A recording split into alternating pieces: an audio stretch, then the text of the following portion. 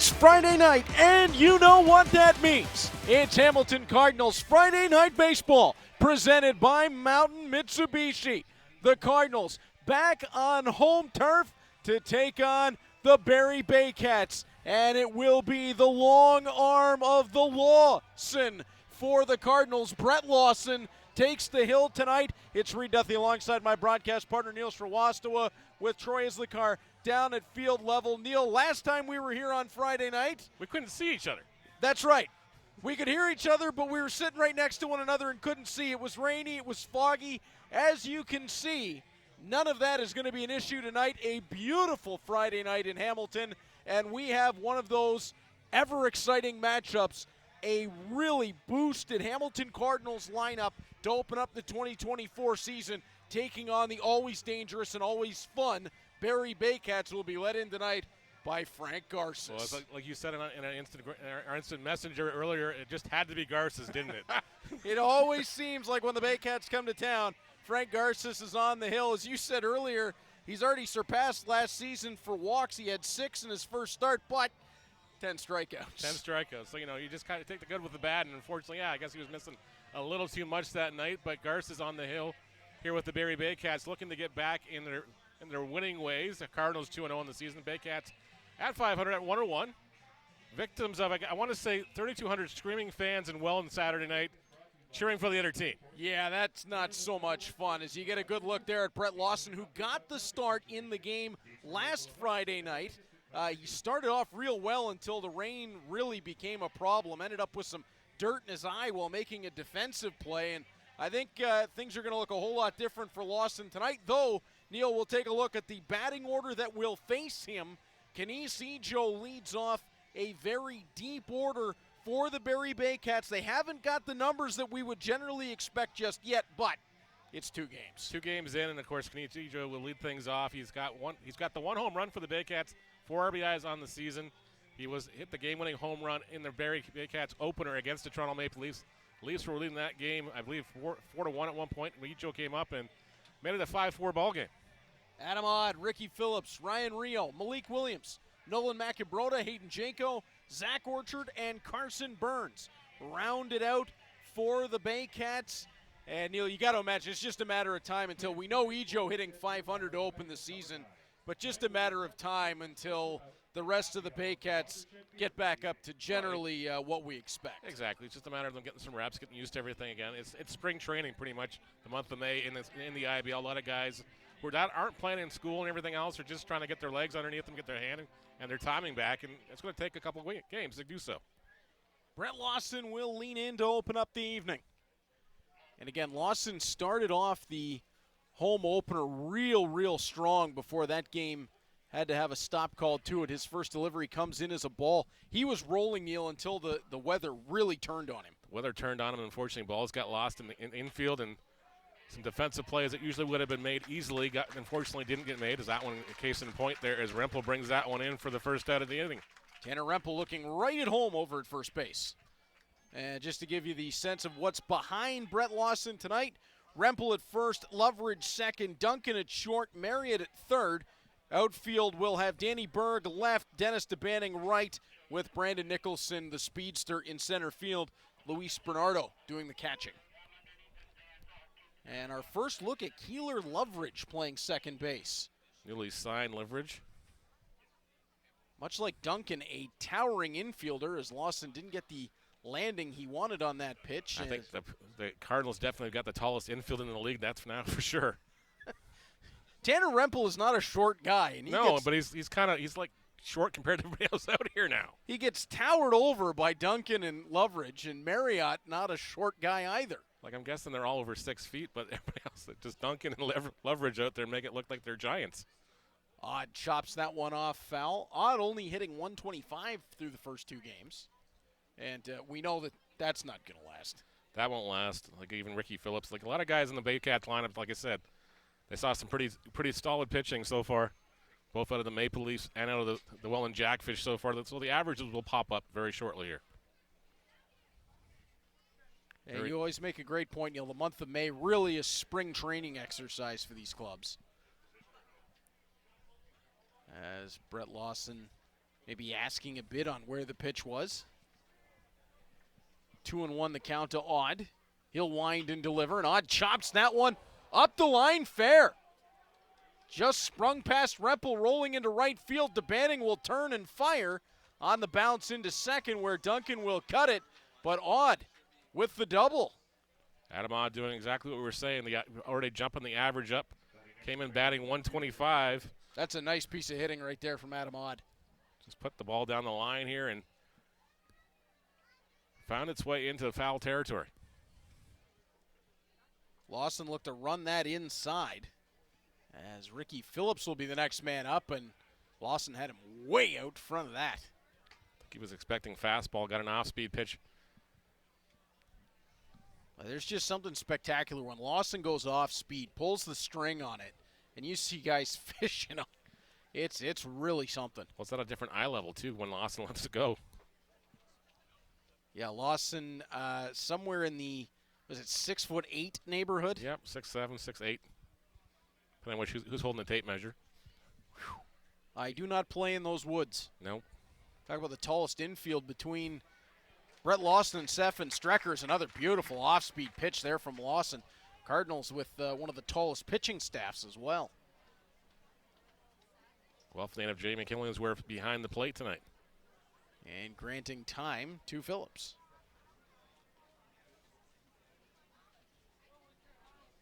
A runner on second, 1-2 the count to Phillips. Lawson will wind and deliver, sped it up, this one on the ground.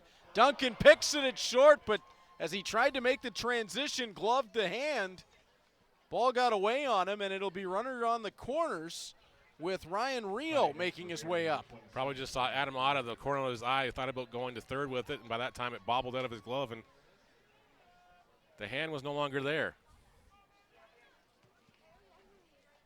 Looked like Duncan had it dead to rights, and then I think you're right, Neil, he might have thought a little bit too far ahead of himself. So bring now, up the always dangerous Ryan Rio. This is not someone you want up with runners in scoring position at any time. And he loves hitting in this ballpark. That he does. We have seen him take a couple way out of here. And when he's not taking it out of here down the right field line, he's not afraid to pop it out to the left side either.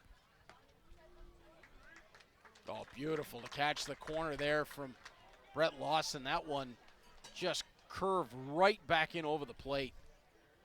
He started that one almost out to the center of the batter's box on the left side. Then runs it inside fastball.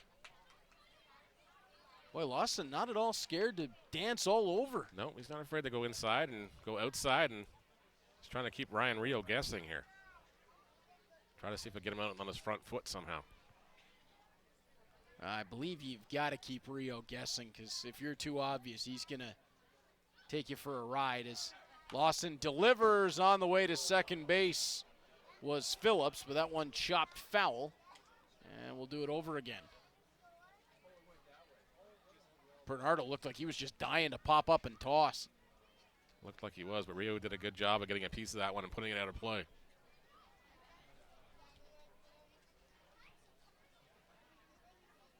One and two, delivery from Lawson. Got him staring at it.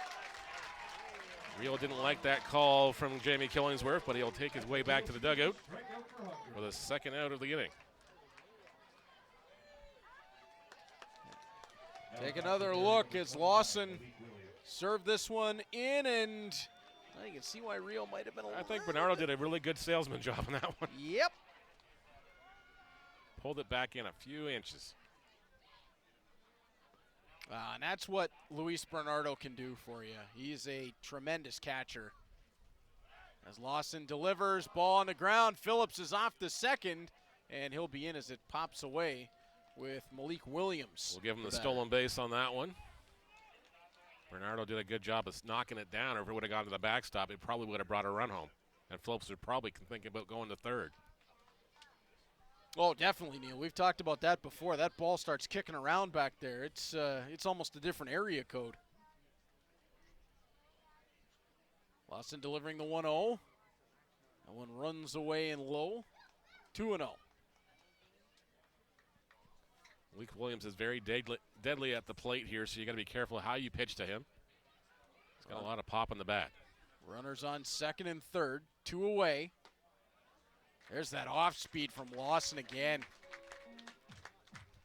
Started out almost right to Malik Williams' front shoulder and turned back over the plate.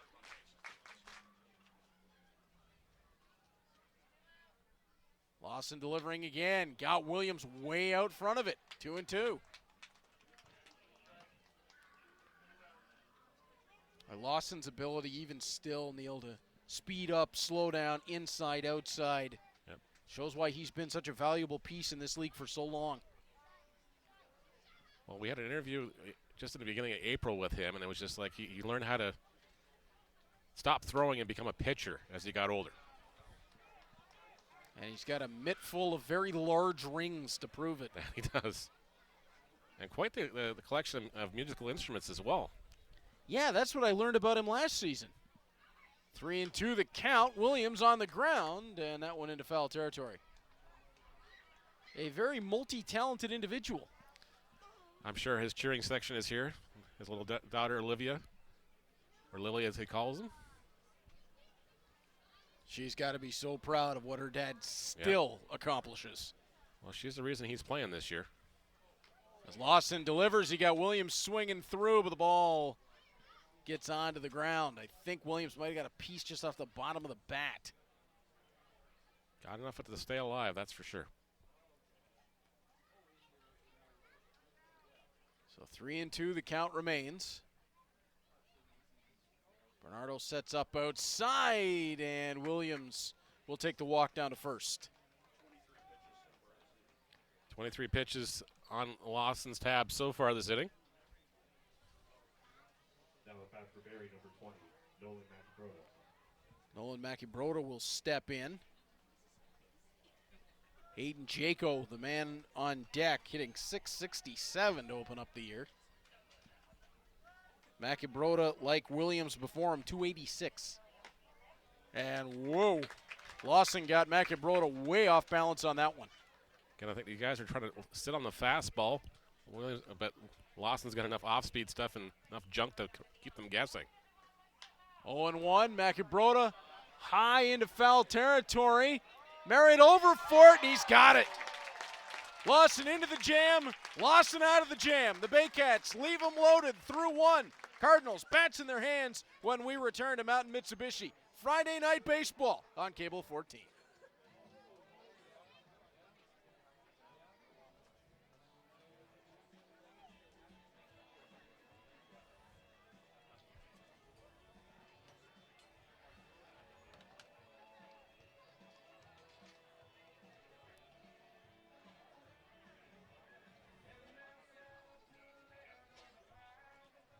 No runs, 2 hits, no errors, 3 left.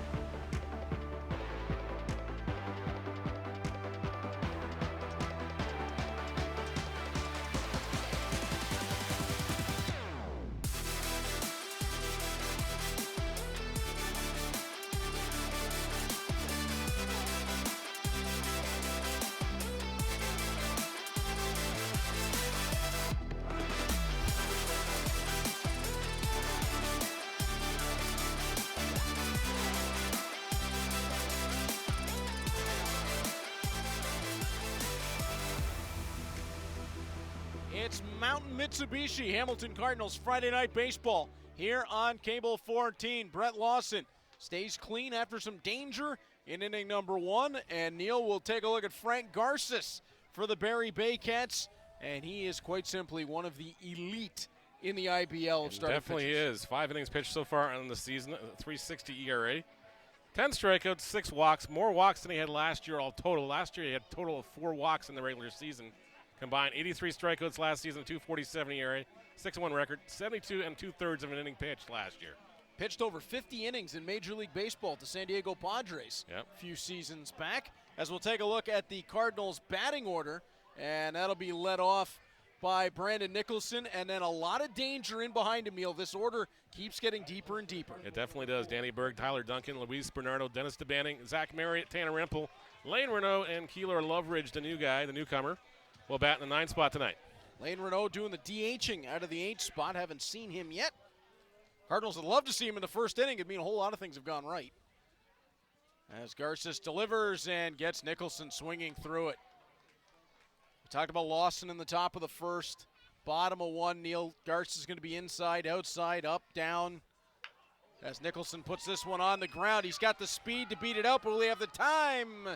He will not. As the toss from short, Burns will have him 1 away. As we'll take another look on the ground, and quick turn from Carson Burns at short.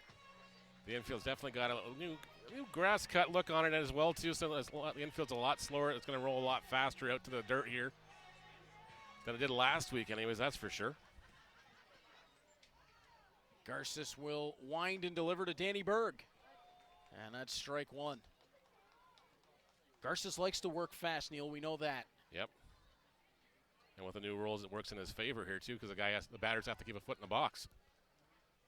What are your feelings on the new rules put in this year to help speed the game a bit? Well, so far it looks like it's doing a good job in most cases. Now the onus is on the umpires to keep things moving between innings, too. Ball on the ground to second. And Berg down after Orchard makes the quick flip. 2 away with Tyler Duncan stepping in.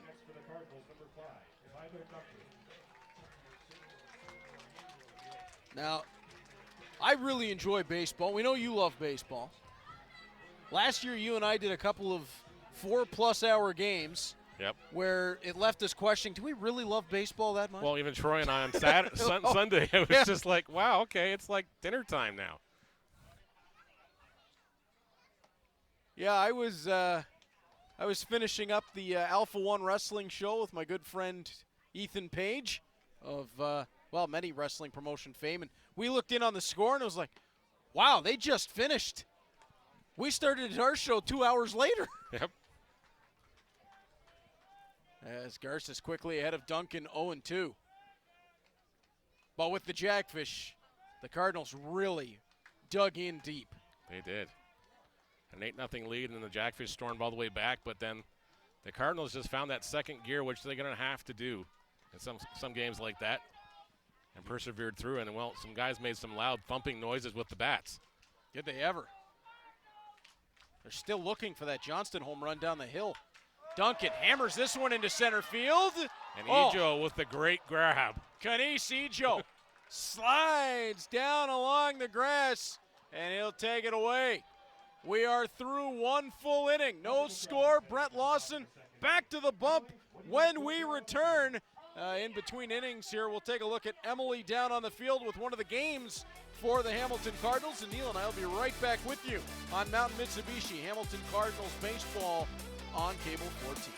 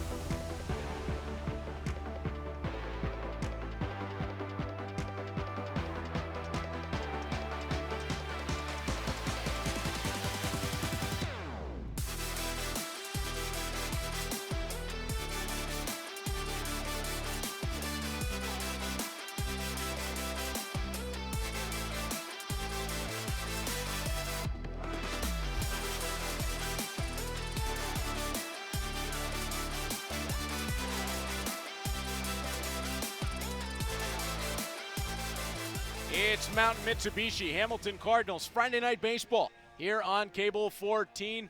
Neil, the Cardinals back to the field. Brett Lawson back on the bump. Hayden Jaco will be the man to lead off for the Baycats as Lawson effective in the first inning. He'll want it to be a little bit more quiet, I think. I think so, too, and it's just unfortunate. Now he's going to have to deal with Hayden Jaco, who currently leads the league with a .667 batting average. Of course, that's a small sample size, so But still, even though he's leading the league right now. Small sample size, but I'm pretty sure Hayden Jaco is going to have a pretty impressive number, even with a much larger sample size. A former Rookie of the Year in the league, too, with the London Majors. So, you know, he's going to come out here and he's going to challenge Lawson, that's for sure. We talked a lot about the Barrie Baycats last season, obviously, with all the matchups against the Cardinals and how impressive the work that they've done to build this roster has been. And it just seems, Neil, that they just keep bringing back the big-time talent. They do. And it just seems like Barrie Baycats love to do their homework early. Josh Matlow's usually got, I want to say, a half a dozen guys ready to go on the first day of signing. He just throws all the cards in and it's like boom, boom, boom, boom, boom. And then he doesn't stop. No. He's working the phones. He's working the emails. He's on the video chats and everything else. And it's just like, okay, how else can I possibly improve this roster? Oh, it sounds a lot like a general manager we know quite well here. Indeed. George Halim, who never quits. He hasn't slept in 4 years. Nope. He's been watching baseball nonstop. That he has been. As Brett Lawson winds and delivers, and that one runs inside. Is George here tonight, or is he somewhere around the world? He was here tonight. He was throwing batting practice to the Cardinals in the cup, at least for a few batters anyways. Okay. You just never know with him. As Lawson delivers just outside. Maybe he cloned himself finally. I don't know. It's the only thing that's left for him at this point is working out the cloning technology. No, I think the Baycats last year realized they were, one arm or one thing short, as this one is driven pretty heavily to left field, but it's going to hang up. Danny Berg gets under it as Hayden Jaco took it for a ride. Just not quite enough, but Neil, when that came off the bat, that looked like it might have been even further back. Oh, exactly. I thought it was a lot further than it was hit there, but thankfully it stayed in the yard this time. Now getting back to the point I was trying to make, they felt like they were one arm too short, one starting pitcher too short as far as when they went further into the postseason. So Matlow took it upon himself to rectify that, and it looks like I think they have 6 starters signed right now. Plus then you have Christian Lazar as well, push comes to shove, he could start as well. But I think you're going to see him in middle relief or long relief at some point. I think I know him pretty well. Yeah, I think you know. Yeah. You probably have paths across a few times. Oh, just a few. Swinging through that one is Zach Orchard. 1-2 the count. Carson Burns waiting on deck. Chris Lazar made himself a bit of a fixture around the IBL, and instead of being on the microphone, he's decided to go back to throwing the baseball. Yeah, well, those who still can go back and pitch. Unlike us. I was going to say, Neil, what's that mean for you and I? What are we doing? We got to loosen up. Loosen up here a bit. Maybe have to go look at that Tommy John surgery. I don't know. Oh, boy. Shed 10 years off our life here. I don't know. Yeah, I think we're going to stay right here. Yeah. As that was a real nice pitch. Just came in a little bit low. As I just got the eyeballs from Jimmy down there. Oh, yeah, we're going to have that conversation on the way home now. I'm not trying to get you in trouble, I promise. Yeah. I haven't thrown batting practice in quite some time. Do I need to duck? No, you're fine. Oh, okay. You're fine. I thought maybe I'd. No, she's good. All right. She's never seen me play baseball, so it's okay. Neither of my kids. We kind of plan on keeping it that way. My kids have not yet seen me play hockey either. I don't know that I really want them to at this point. Yep. As that ball dropped into foul ground, I can still at least say to them, one time Daddy was pretty good. Yep. If they see me, they're never going to believe that. Daddy realized at an early age he was better off coaching. And then after he was done coaching, he decided to do other things. Yeah, I went into the broadcast field for very similar reasons. As Orchard fouls that one off in self-defense here. Lawson working inside, and we've had that conversation before, Neil, about pitchers in the IBL that might be a little bit hesitant to try to work inside. Brett Lawson does not have that hesitance. No, doesn't have that hesitance at all. As Lawson will deliver. That one on the ground through the middle. And Duncan tried to slide over for it, but it will be a single for Orchard as Burns will make his way up. 1-out single, and Carson Burns will be the batter, 125 on the season. 2 strikeouts so far on the campaign. I mean, this is just pretty good placement from Zach Orchard. High bounce. It may have come off the plate. I think it did. It took a high chop and just kept going. As Lawson will have the long look into Burns. 1 on, 1 out, and that's in for strike 1. And Brett Lawson just looks calm, cool, and collected on the hill, chewing his gum. As Lawson will have the stare into Bernardo. Winding and delivering, and Burns sends that one foul 0-2. It's a really veteran combination when you think of Brett Lawson tossing to Luis Bernardo. Granted, Bernardo only in his second year in the IBL, but by that same token, a world-traveled baseball player. Oh, exactly. Lawson did a lot of stuff in Canada, where Bernardo's done a lot of stuff in the Caribbean League and everything else. Speaking of which, Frank Garces, playing in the Dominican Winter League, on his team, amongst several high-end Major League players, was the legendary Nelson Cruz. That's got to be fun. That's got to be. The stories and everything else, just the knowledge you can impart on somebody like a Bernardo who will then pass it on to a bunch of younger players. As Burns chops this one back, count remains 1-2.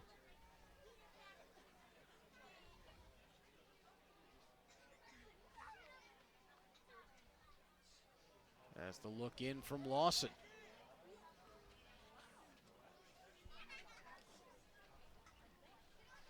Lawson turns back over to first.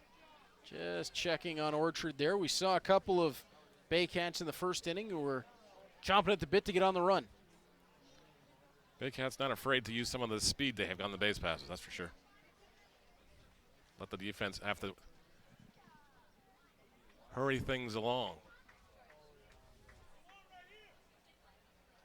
Lawson winds and delivers, runs that one inside. That'll be 2-2. Burns was definitely looking on her pitch there.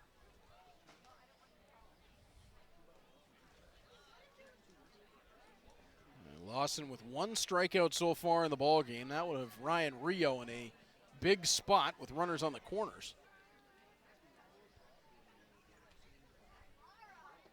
Is again delivering and running low. And Lawson looks a little bit frustrated there that he couldn't get Burns to chase it. Count is full.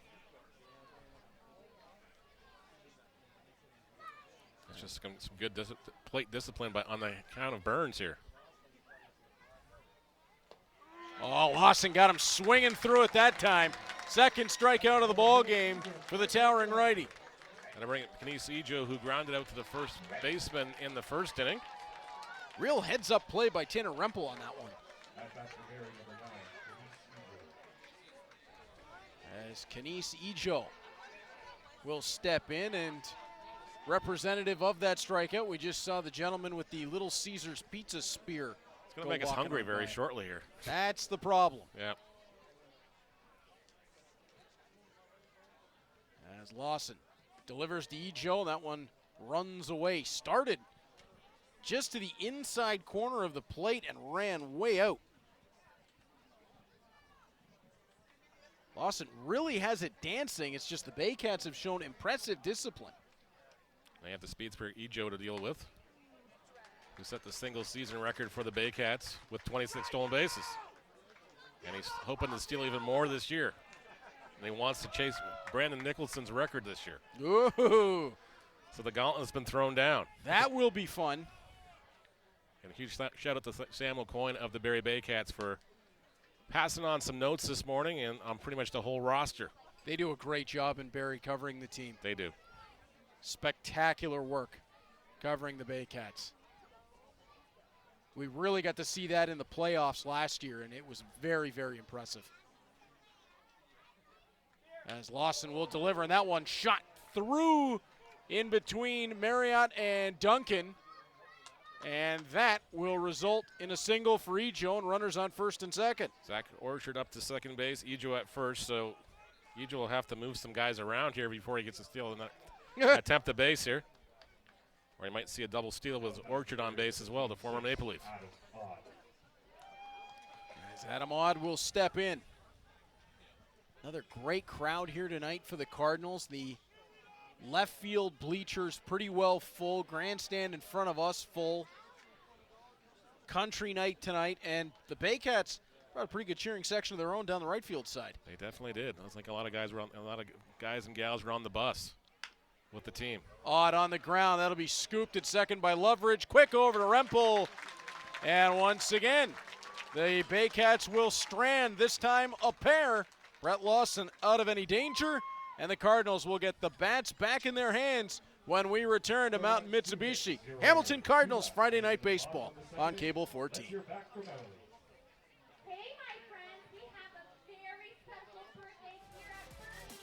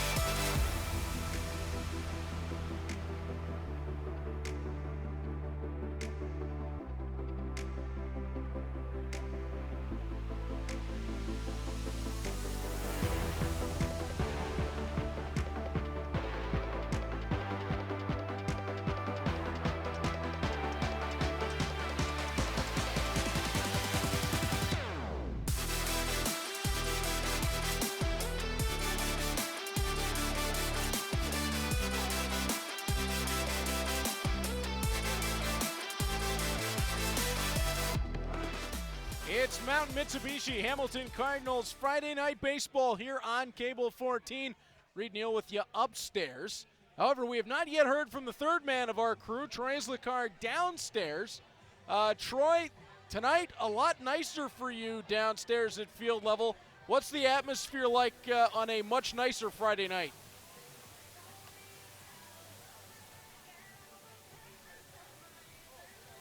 Is Troy lost in the parking lot somewhere? I think we've lost Troy. Uh-oh. Is he getting a hot dog? Where'd he go? I'm not sure. All right, we'll catch up with Troy momentarily as Frank Garces back on the hill to open up the bottom of two, and it's Luis Bernardo. Luis Bernardo, Dennis DeBanning, and Zach Marriott due up in this inning, so some batters that definitely can challenge Mr. Garces here.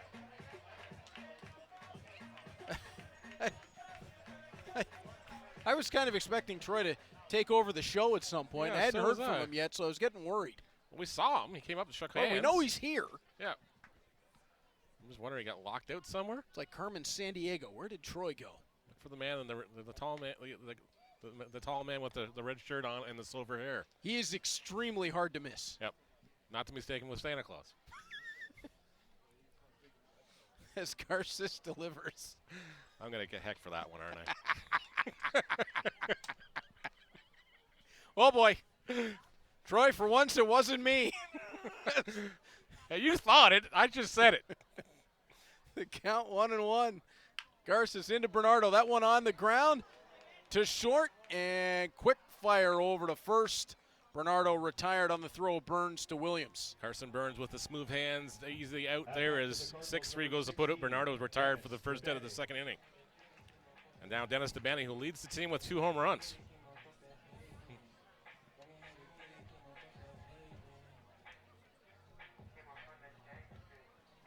Dennis DeBanning will make his way in. DeBanning hitting a scorching .429 to open up the season. However, Frank Garces is not going to make it easy on him to continue that incredible start. As Garces winds and delivers. Outside corner, gets the call. So Garces, according to Sam's notes, doesn't like it getting his pitcher taken. Interesting. Doesn't like speaking with the media either, so I'm not going to try to push that one at all. No. My Spanish is not that good either, so that's okay. Dennis DeBanning requested time, and Garces has to sit on that mound a little longer. And I don't think Garces was so happy about that being granted. No. Words was said underneath the breath, I'm sure. Garces ran that one inside. DeBanning gets a hold of it, but sends it out foul.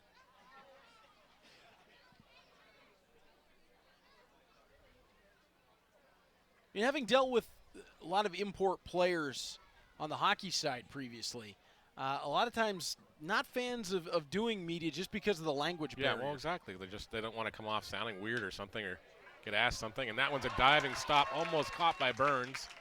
But Dennis DeBanning will reach on a single. Nice piece of hitting there from Dennis DeBanning as he just loops it over Burns. And he'll take what he can get with Zach Marriott coming up. Let's take another look. Carson Burns almost came up with a bit of a spectacular play. Almost got it. Just boy, he was within just inches. Ball tailed away from him just at the last second. We saw Carson Burns really run up the pitch count in his at-bat and in the field. Very athletic shortstop. He can make a lot of plays. He's already made a couple defensive stops in this one. Indeed he has. But yeah, just back to that thought, Neil, you're exactly right. Guys don't want to come off sounding strange. They don't want something to get lost in translation, something that they say that it might have a different meaning in their language compared to ours, yeah. I absolutely don't blame them for being a little hesitant. Like, I got to work on Japanese and I got to work on Spanish because the teams I work with, they've got Japanese players and they got Spanish players now. So I'm just like, okay. Marriott into center, and whoa. Ijo and Macabroda were both charging hard. It'll be Nolan Macabroda who makes the play, 2 away. F7, Marriott's retired on 2 down, and Tanner Rempel coming to plate. As DeBanning has to go back to first. Take another look as Ijo's charging hard. Macabroda, not sure if Macabroda was able to make that call, but a little bit later than he had anticipated because it looked like Ijo did pull up and start to peel back off. him. Yeah. The last thing you want in that situation is a collision out there. Boy, how much ground can Ijo cover, too? He can go. Garces delivers over the plate, strike one. Tanner Rempel, one of the nicest guys in sports.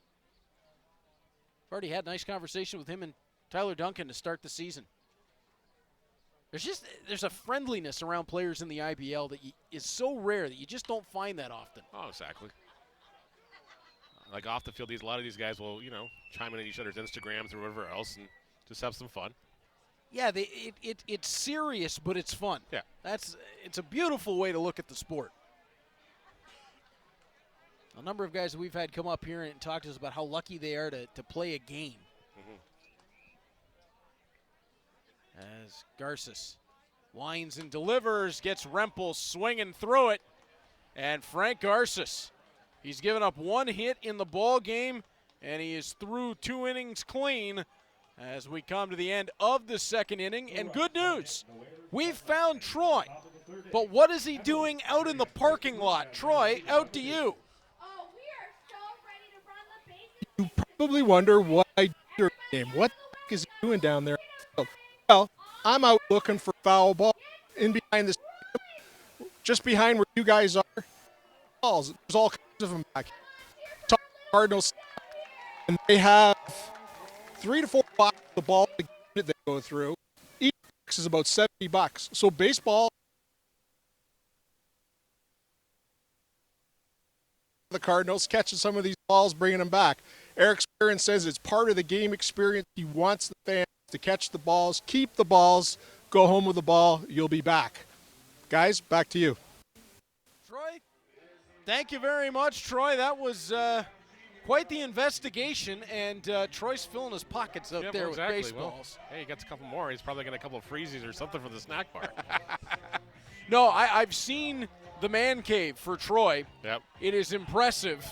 And those may be, I wouldn't be surprised if he's down there getting Strecker to autograph one of them to, actually. Well, I wouldn't be surprised. That wouldn't be a bad idea. That's not a half bad idea now that I think about it. Absolutely. Troy having some fun out in the parking lot. They told me he was in the parking lot in my ear, and finding out what, and that's a great point because I've been asked that before, but what happens with foul balls? Well, exactly. And I love the program the Cardinals have. Yep. You can keep them, or you can turn them in for a treat. Yep. Can't lose. And it's different between each of the different ballparks in the IBL. I know the Barrie Baycats have Baycats bucks now, which is the same sort of thing. You can turn in baseballs, $5. I think you get something from the snack bar or something, or you get something from the merch tent or whatever they got down there too. So hey, that's That's certainly not anything to turn up your nose at. That's Oh, for exactly. sure. That's a great hat you got, Jimmy. How many baseballs did that cost you? Well, I was just going to say, one of the things about the IBL that I've noticed is every team seems to have great merch. Yeah. They have every team that comes through here, they've got something that you look at and go, hey, I like Well, that. exactly. Like I got my feelers out for a program coming from the Baycats. I've got my feelers coming out for a hat from Chatham Kent, because it's just a brand new team and everything else. I want that bus logo they've got for a fridge magnet. Oh, that's a good call. Yeah. So I've been all over those guys as far as that stuff. Like, you got to make it happen, guys. I've got a couple of buddies who every year pick up a couple of hats from minor league baseball teams. Yep. For no other reason than they really like the logos, and it's a cool collection to have that not a lot of people have. Oh, exactly. Like the Isotope logo, and you got some other stuff. There's some really unique ones down in minor league baseball right now. One of my favorites is the Augusta Green Jackets. That is such a cool one. That is, how does it get any better than that? No, combining exactly. two worlds. To the hockey side, have you seen the Savannah Ghost Pirates? I have not seen that one. I'm going to have to go Google that one on the way home. So the Ghost Pirates are the ECHL affiliate to the Seattle Kraken, and you've got the Kraken, oh my goodness, Coachella Valley team in the AHL, and then you've got the Ghost Pirates in the ECHL. And why am I blanking on the Coachella Valley team name? It'll come to you when it's in the middle of the night. You'll be sending a text message at God knows what hour. What really makes me mad about that is that Ryan Winterton and Logan Morrison, two former Bulldogs, are playing for Coachella Valley. As Ricky Phillips takes strike one from Brett Lawson here. Nate up behind us, Coachella Valley Firebirds. Nate's the best. As Brett Lawson delivers again. 1-1 the count. I think it's 0-2 actually. So my apologies to our fans in Coachella Valley. As Whoa. Lawson wanted that one, so did Bernardo. And I think Phillips knew he got beat on that one. yeah, I kind of did too, to be honest with you. That one was not sure where that was. As Phillips will send this one into center field. Nicholson backing underneath it, and that's one away. The classic can of corn for the first out of the inning. So my point in all that was the Seattle organization actually has some of the coolest logos in the hockey world all connected. That does sound like it's a good thing. I'm going to definitely have to look at some more into that. I know I've always wanted something with the Kraken logo because, again, I play a game called Sea of Thieves a lot on Xbox, so it's like, it's pirate themed. So, the Kraken comes out and wrecks my nights sometimes. Yeah, that'll happen. As that one just off the outside to Rio, who this time comes up in a bit of a nicer situation if you're Brett Lawson with nobody on. Much easier to deal with nobody aboard here for Rio. Strike one to run it to 1-1 the count. Rio looked at that one a little harder than it usually does, so him and Jamie Killingsworth not on the same page as far as the strike zone so far. Ooh, strike two as Rio was taking a healthy cut there.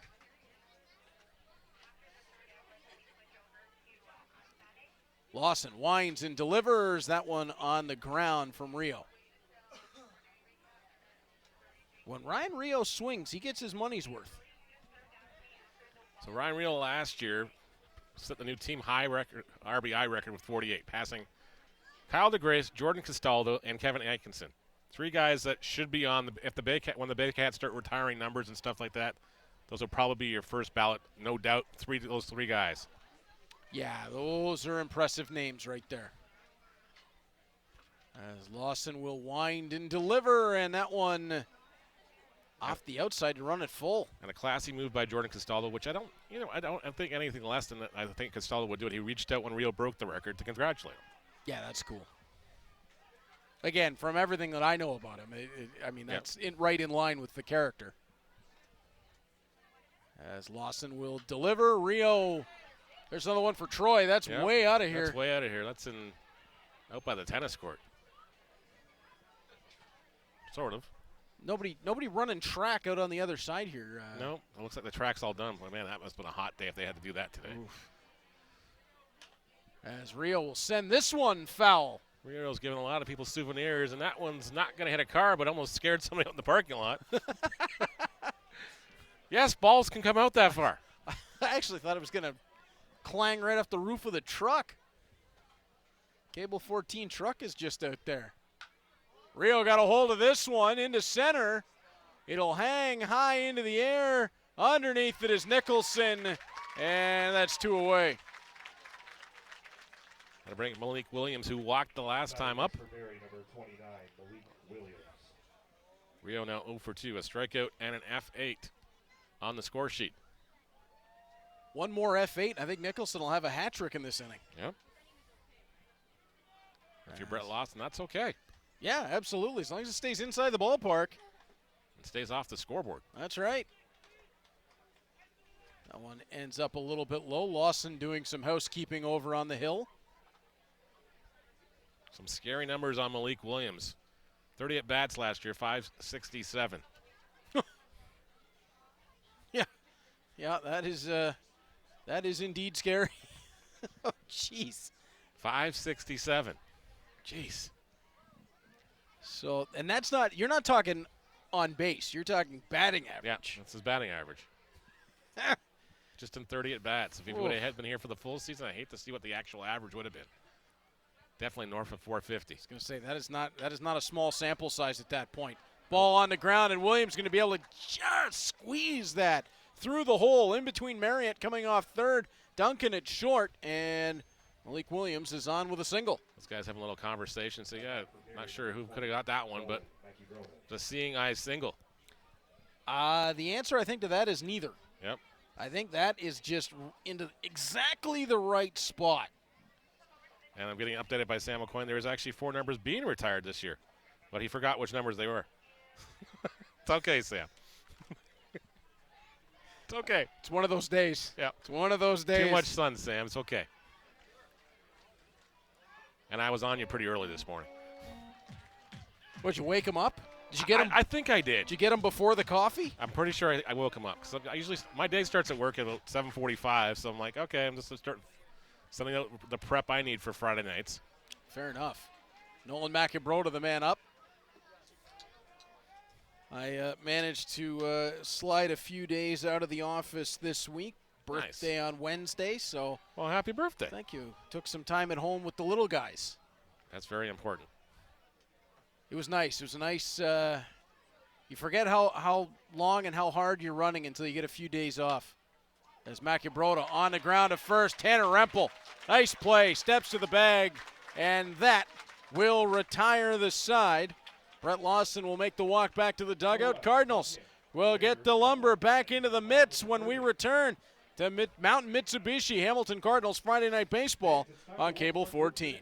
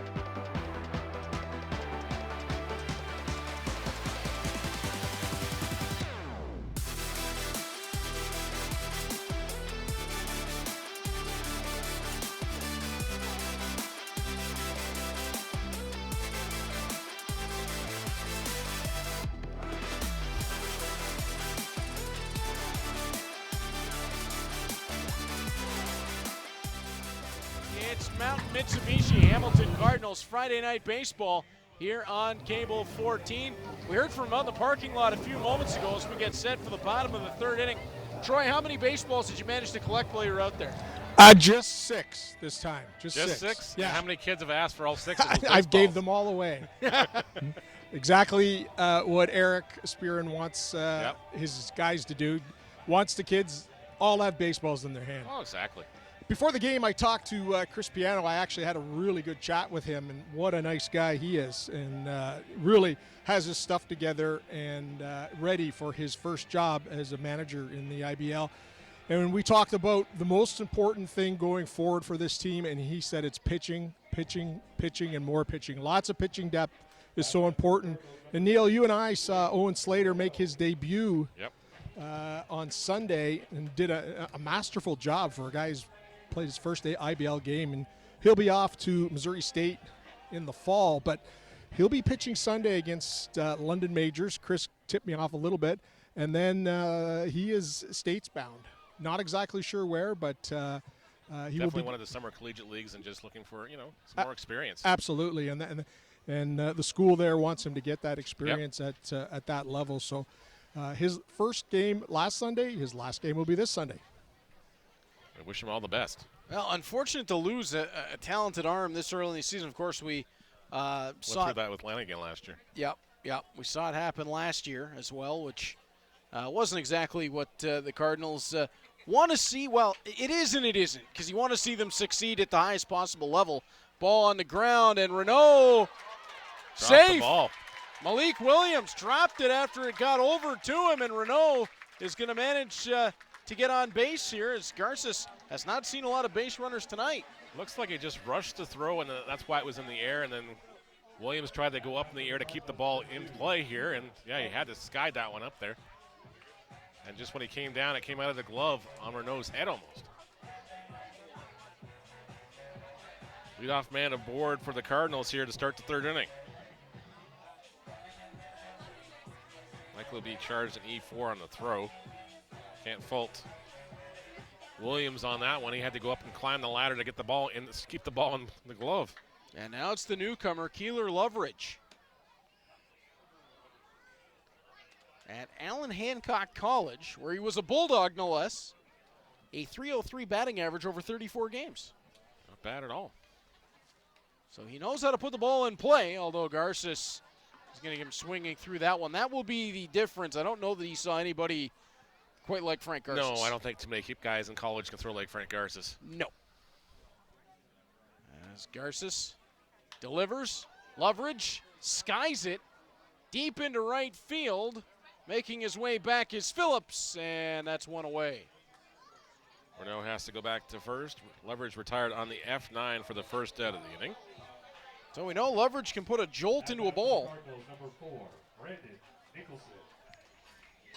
And Brandon Nicholson will be looking to put a jolt in to get himself on base. Nicholson and Berg in the same category that we talked about earlier on, hitting out of the 1-2 spots for the Cardinals. Nicholson starting the season at a 200 average, Berg 143. Those numbers are going to come up. Yep. We know they're both going to flirt 300 as the season gets along, and I don't think there's going to be any concerns there. I don't see any, no. As Garces will have the look in, delivers for a strike, and Nicholson finds himself in a hole 0-2. Garces just looked back with a death stare at Renault at first and said, "You're not going anywhere, right?" You're staying right here. As Garces delivers, that one high, and Jaco had a thought about testing it down to first base. Now the Cardinals lineup, Neil, we believe is about to get deeper as well, with Josh Niles likely to be returning. Canisius was eliminated from postseason play, so he'll be back on his way home. Maybe they all graduate team as far as that stuff goes too. So some academic accolades as well, which probably made Mama Niles real happy. Oh, got to imagine. Nicholson retired as Garces spins it over to Williams, but it does get Renault to second with Danny Berg stepping in. Berg would like to get into the one here and just find a way, a little bloop single somewhere off the end of the bat here. Do a job, get a run home. In the 2023 season, it just felt like Josh Niles never really got things really rolling for himself. Battled some injuries. The 2022 season, if he returns to that form with health, the Cardinals, the middle of that lineup just got a whole lot deeper because Niles can hammer the ball. No question he can. And for a guy with that size and that kind of power, he is a bit of an on-base machine. As Garces will have to look in at Berg on the 0-1. Berg on the ground, got a favorable hop. Odd was able to get a piece of it to keep it in the infield. Odd's play there may have stopped Renault from being able to scoot home. I think it did. I thought he had it, and so he was slowing down a little bit, but a great job on the Sells job by Odd here, which you watch the replay come through, and it's just chopped high, and then it's just like he does a great job of stopping that. Ends up being a bit of a pseudo infield single. It really, by all regards, should have gotten into the outfield. Odd. It gets in the outfield. It's a run across. He saved a run right there. I think that's what Lane Renault's telling him right now. He had a little bit of an embrace over at third. It was a heck of a play. Yep. As Garces delivering to Duncan, and this is not the scenario where you want Tyler Duncan up. This is not, no. Runners on the corners. Garces flirting with a little bit of danger here. Garces delivers, and Duncan gets a lot of it, but he'll shoot it out of the ballpark foul. Now, in large situations, you would think Berg was probably going to try to think about taking second to deny the force here, but you don't want to take the bat out of Tyler Duncan's hands here either. No, the reigning MVP already off to a .333 start to his season. Just a special talent that the Cardinals and General Manager George Halim was able to find and bring to Hamilton. It's a bit of a Western Canada pipeline right now for the Cardinals. As Garces delivers, and that one runs outside. Seeing a lot of guys from Western Canada make their way from pretty much Calgary to BC, kind of. Well, that's the difference George Halim can make as far as that stuff goes. He's got contacts, resources out there. He's got ball players from out there. Garces delivers. He gets Duncan swinging through for strike two. Duncan takes the hat off and just adjusts it a little bit. How big is his Rolodex, George Halim's? You remember the scene from Bruce Almighty when Bruce gets all that stuff? I'm pretty sure that's what his Rolodex looks like. It just keeps going. It's incredible. Yep. And if anybody uses a Rolodex, maybe it's just the contacts list. Yeah, now it's just on his phone. His phone must just be on it 24/7. I don't know how he keeps it all straight. But he'll tell you guys that are coming down the pipeline 3-4 years from now. Yeah. Like he's that dialed in. When it comes to assembling a ball club, he's a genius. I mean, he's talked to us about it. It's like being able to play MLB The Show, but yep. I actually get to see this in person. That's a fun feeling to have. Garces delivers. Oh, he got Duncan on the off speed. Duncan swings away on it, and the Cardinals side is retired. No score through 3 innings in this one. We will be right back to Mountain Mitsubishi. Hamilton Cardinals Friday Night Baseball after these words from our friends at Armstrong Bird Food.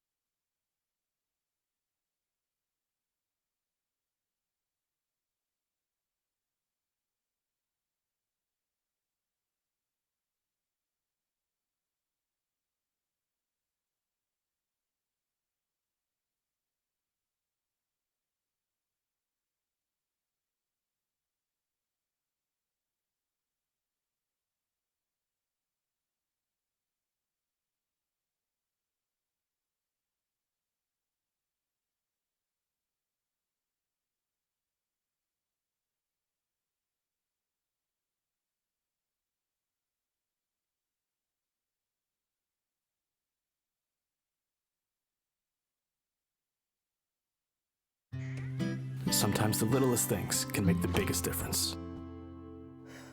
Like nature brightening your day. Bring nature to your backyard with Armstrong Bird Food. Feeding Cardinals since 1986.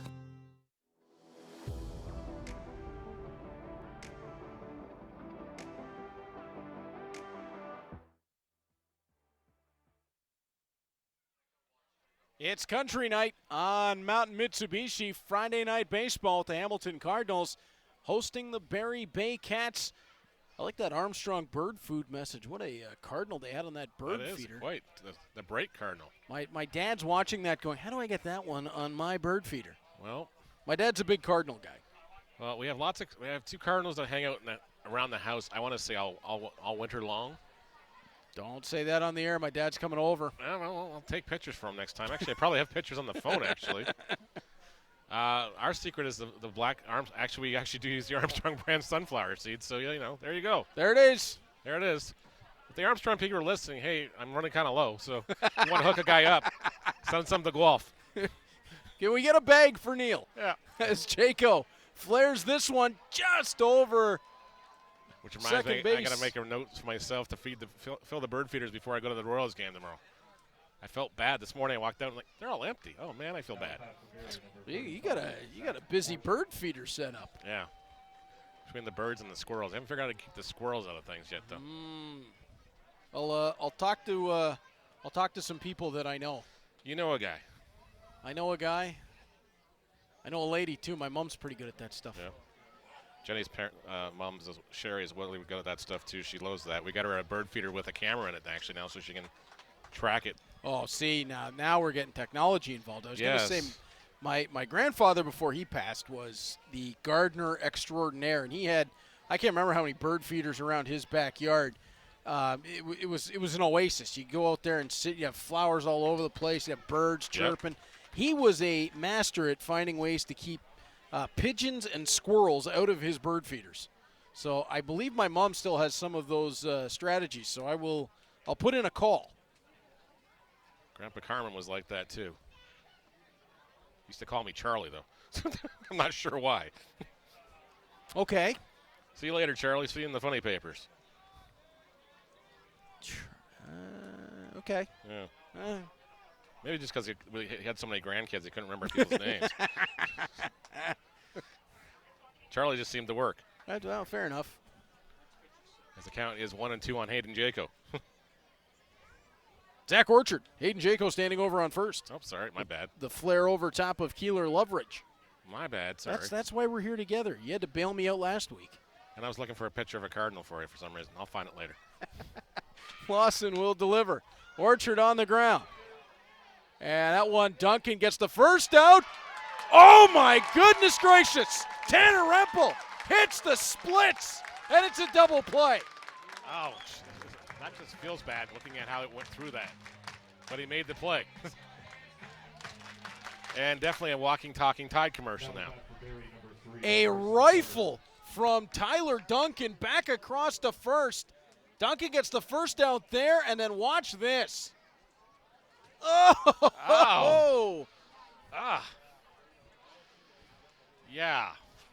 Wow.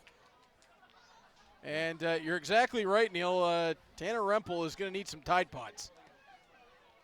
Likely more than one. Yep. But apparently the Cardinals have a laundry service, so he doesn't have to do the laundry, so that's okay. Good point.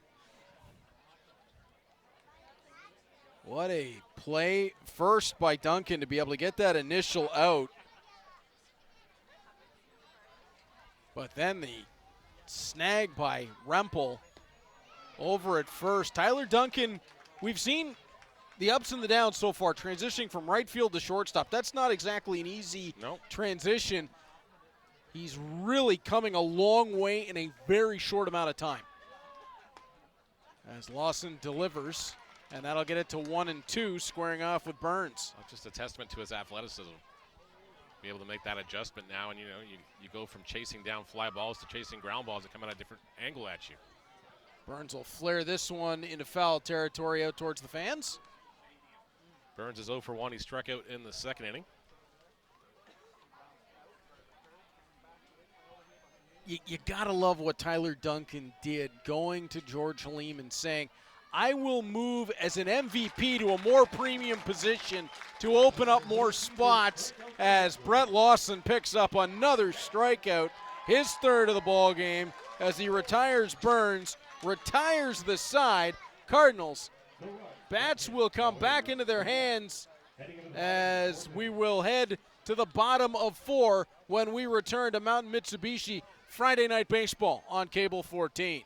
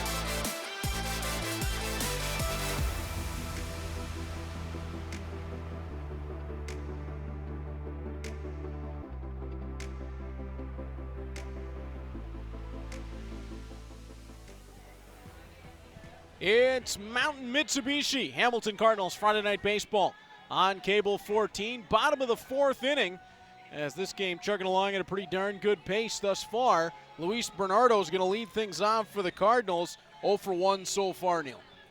Yep, and Bernardo 0 for 1, but he hit it pretty hard at the shortstop his last time up, so just a matter of he's just got to get the timing down just a little bit more here. He hit a home run on Sunday, too, so he's got the pop in his bat.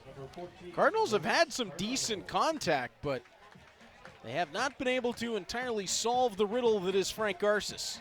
Nope. And, well, a lot of people have had that trouble. What's impressive so far, though, is they've only had the pair of strikeouts against Garces, who rang up 10 in his first appearance of the season. Bernardo is going to shoot this into the gap in left center. Ejo will cut it off, but Luis Bernardo opens the bottom of the 4th with a single. Bernardo showing no fear against Garces here and takes him out to the center field. And a great job by Ejo to cut that one down in a hurry here, or extra bases would be looming large for Bernardo and company. Dennis DeBanning, who had the first hit of the game for the Cardinals, that coming back in the bottom of the 2nd, now steps in. And with the live statistical updates, Dennis DeBanning up to 500 on the season to open up. Garces delivers. DeBanning chopped that one. Foul. Yeah.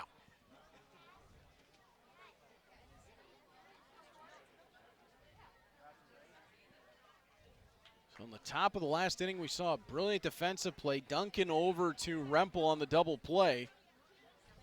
That really helps keep this game scoreless. Cardinals now looking to try to make that pay off.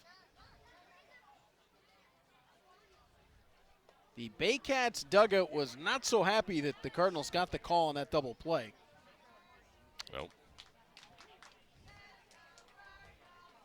Of course, they got to be careful with how much they argue that. Well, exactly. As DeBanning shoots this into deep right field. Back to the track, to the wall. It takes off the side. DeBanning into second on the slide. Luis Bernardo over to third. DeBanning almost beat the fence. But it's a double from Bernardo with, from DeBanning with nobody out, that puts 2 in scoring position, and Zach Marriott coming up. You see the replay here, and it just misses off the top of the Luna sign here in right field. As DeBanning chugs hard in for second. DeBanning was starting the home run trot with the way it was looking. It certainly did look like it was going to get out of the park. Ricky Phillips didn't look like he had a whole lot of hope for it out there. No, he was just looking to see where the fence was and make sure he didn't run into it or through it. And then it caromed off the Leuna sign right next to the right field foul pole. Of course, Phillips, a great defender. You saw that in the exhibition games against the Thornrail Redbirds as well. So wouldn't be surprised to see him throw a couple of highlight reel catches in somewhere through the season. Marriott pokes that one foul very quickly behind 0-2. It's Marriott, then Rempel and Renault. And two runners in scoring position. Bernardo at third, DeBanning at second. Back-to-back hits as Frank Garces trying to settle things down. Infield in, now they just got to knock it down and keep it in front of them. First time in the ballgame, Neil, that Garces has had back-to-back batters reach base on him.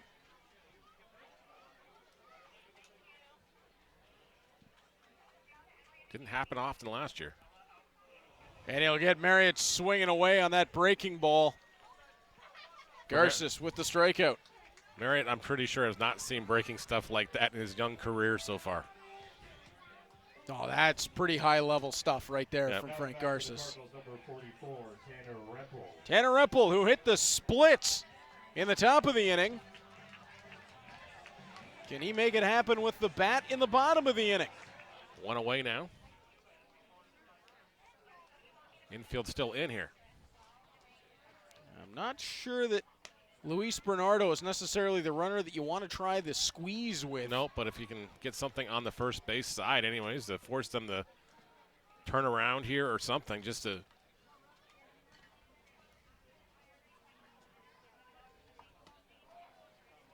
Strike one as Garces able to curve that one back over the plate. I mean, golden ticket here if you're Rempel might just be a little looper Yep. over the infield. That will likely score too. If you get it up over the infield here, DeVanning definitely has the wheels to come chugging home fast. Garces delivers, and he really heated that one up. Rempel swings through. 1-2.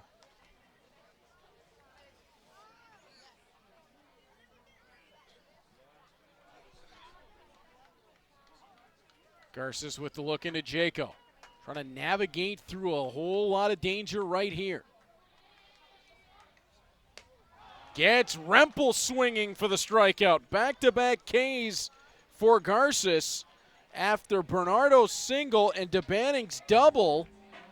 The Cardinals now find themselves 2 out with 2 on. Frank Garces going into full damage control mode now. Might have got 2 hits off me, but that might be the last thing you get this inning. As he has to battle with Lane Renault, who reached on an error the last time up. So Lane Renault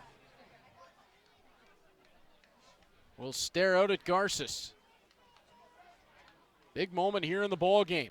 Brett Lawson worked through a bases loaded jam early on.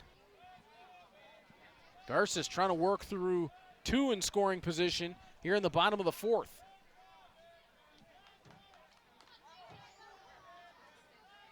As Garces gets Renault chasing. Neil, he's hit another speed here after surrendering those 2 hits. Mm-hmm. Not quite ludicrous speed, but close enough. Spaceballs, got the reference. Yep, you got it. Love that movie. Still can't show the kids that one. Nope.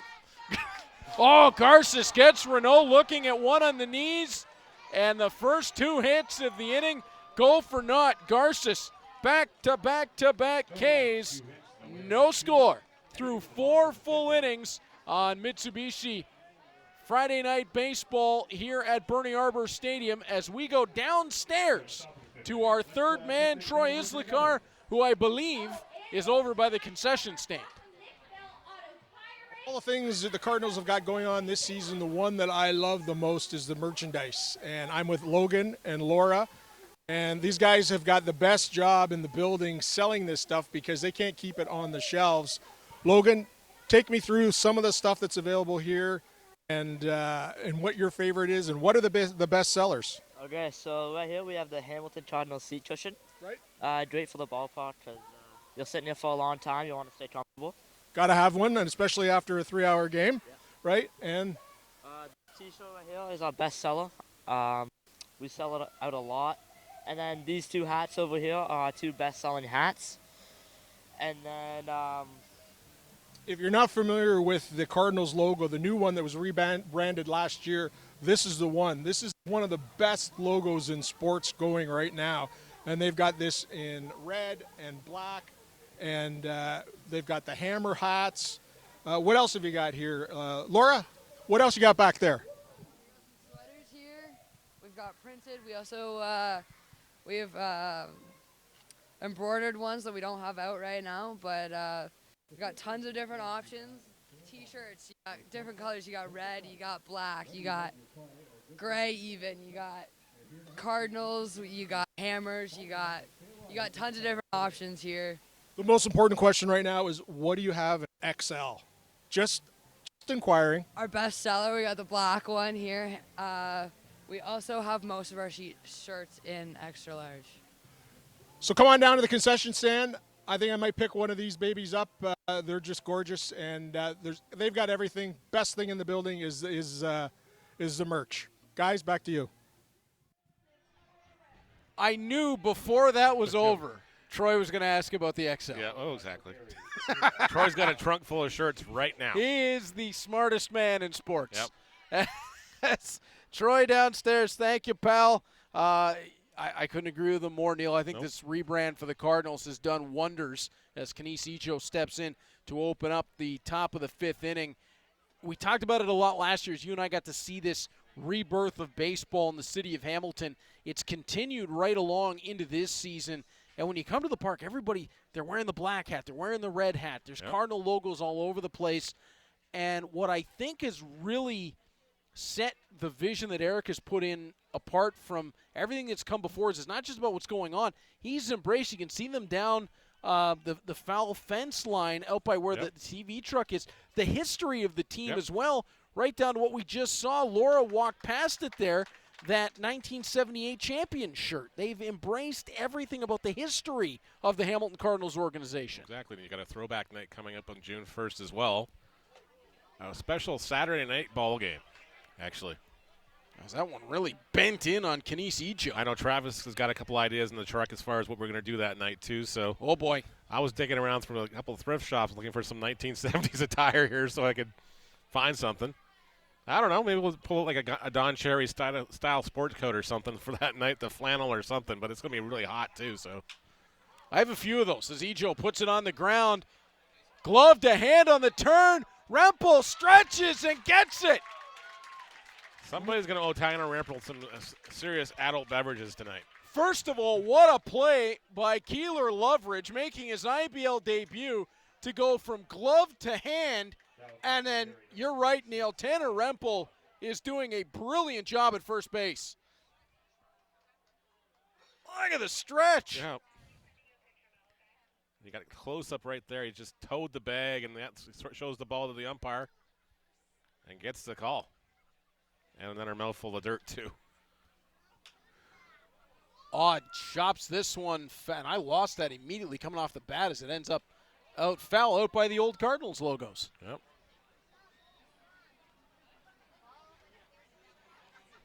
It's just incredible to see this rebirth of baseball and how it's continued into this season as, another great stab. Cardinals defensively showing off. Zach Marriott pulls that one down, delivers it over to Rempel for 2 away. And Adam Ott just shaking his head down the line going, man, what do I got to do to get a base hit in this game? The young guys for the Cardinals in the field doing a number. Loveridge over at second, Marriott at third. As Phillips sends this one into right field down the line.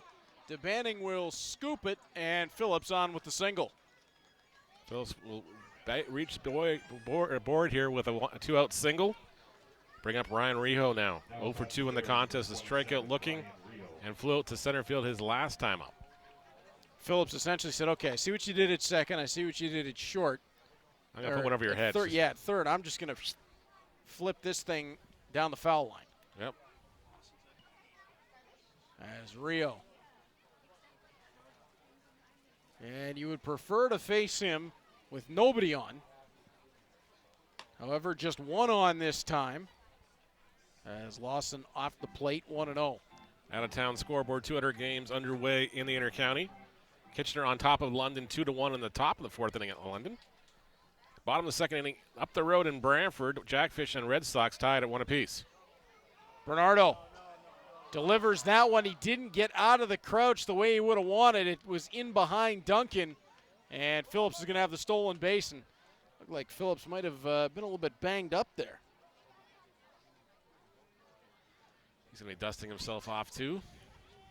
For Phillips, it's his second steal of the ball game.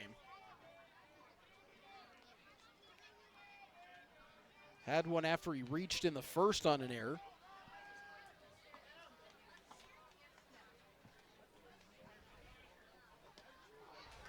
As Lawson gets Rio swinging through that.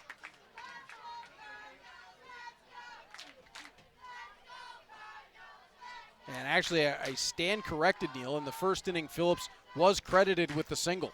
Yeah, so change that on mine as well. I thought for sure it was an error, but they gave him the single. That's okay. And Lawson gets Rio swinging through again. 1-2.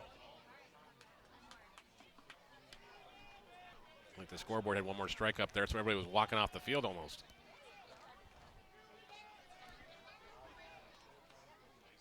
Scoreboard at Bernie Arbor at times can play some games. Yes, it can.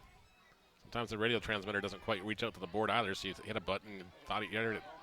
Phillips goes on that pitch. And Lawson gets Rio swinging through it once again. Brett Lawson is twirling a beauty.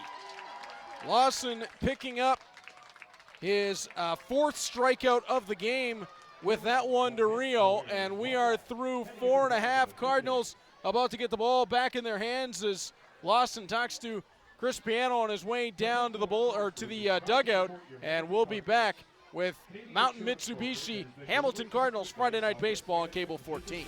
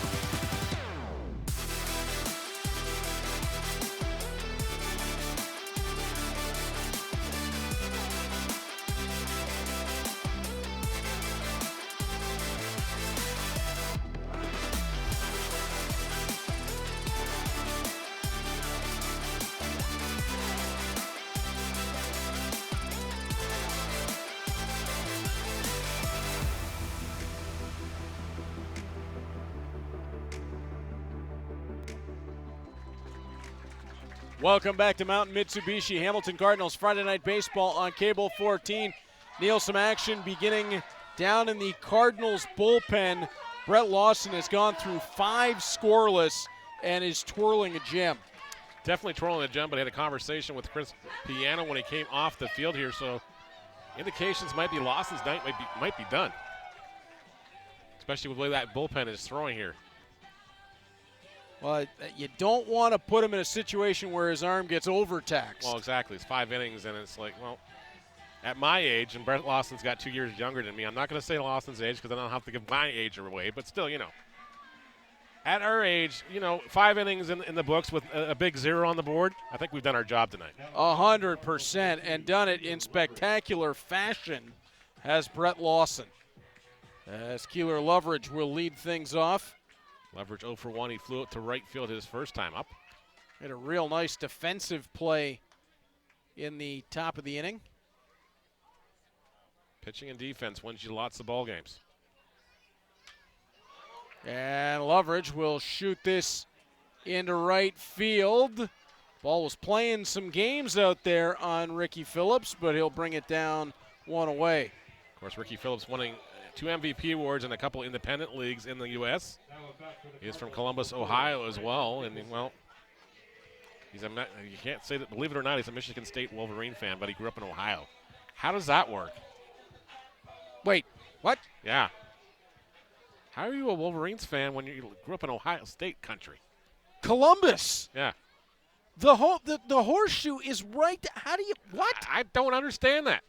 You grew up on the banks of the Olentangy, and you're going to tell me you're rooting for Maize and Blue? Troy Islikar's downstairs smiling as Brandon Nicholson shoots this into left field, and running on for that one is Nolan Macabrota. 2 away. With a great catch on the run, 2 away now. As Nicholson's retired for the 3rd time this evening on the F7. Yeah, I got to be honest. I'm That's like still cheering for Montreal but growing up in Toronto or something like that. You just don't do it. Well, I can't say a whole lot there. I grew up in know. Hamilton, and I'm a Bruins fan, so it's. Well, that's okay. Like it's not. Is It's not it? okay, but you know what I mean. It's not. It's not the sacrilege. You're not right in the heartland of Leafdom. No. Although sometimes it does feel like it. That would be my brother. Ah. Yes. Oh, Danny Berg threatening to lay down a bunt. 2 away for the Cardinals. Then my sister's kids are all Vancouver Canucks fans, so it's just like, you know what? Huh. Yeah. How old are they? They're 6. The oldest one's now 18. So yeah, they're 18. 15. Sedin's Yeah, era. Sedin's, Yeah. And then when they got Matt Sundin, they got a Matt Sundin jersey just to rub it in the good old uncle's face and hung it on the wall. Mm-hmm. You had to know that was coming, though. Oh, yeah. 0-2 the count. Berg sees that one to the outside. I mean, I always got a kick out of it as a kid because my mom is a Montreal fan. My dad is a Bruins fan, and it just seemed inevitable that they would meet in the playoffs. Yep. And, watching it on 2 different floors because, you don't. Just can't. You can't. No. That can't mix in the living room. No. And, I mean, generally, Mom getting the better of it. Yeah. 2011 notwithstanding. Well, it's like that Bluey episode. I don't know if have you been indoctrinated into the world of Bluey yet or not? Oh, yes. Okay. So you know what I'm talking about, that soccer matchup where the mom watches it all by herself. Yes. Because she's a fan for the other side. That's right. And then they all get together because it's a national game the next day. Yes. Absolutely. Oh, Bluey is a frequent. As Danny Berg is going to watch this one run back full. My oldest is he's a big dance guy, so he likes the music. Oh God, Chattermax. No. Please no. Please no. Right. No. Running him all towards country music on the Spotify. Thank goodness. So stay away from the Bluey playlist, please. There's no Bluey playlist. No. Oh, good. I haven't shown him that exists. Well, that's good. Yeah. My 13-year-old loves Bluey. And it's just like, okay, yeah, every time Chattermax, he just seems to go hyper mode. It's just like, okay, no. You're going to be fun at college parties when you get older. Oh, boy. As Danny Berg swings through it from Garces. We are through 5 innings of play. We have no score on the board as Lawson and Garces doing a number. You're watching Mountain Mitsubishi, Hamilton Cardinals, Friday Night Baseball on Cable 14. We'll be back with you after this.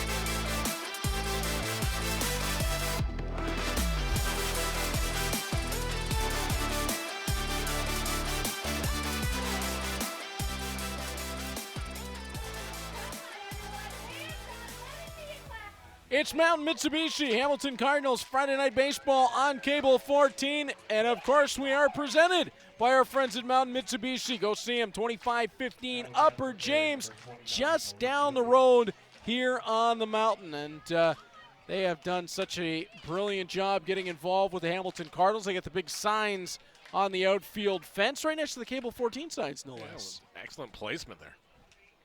Cade Kozak will step into the ball game.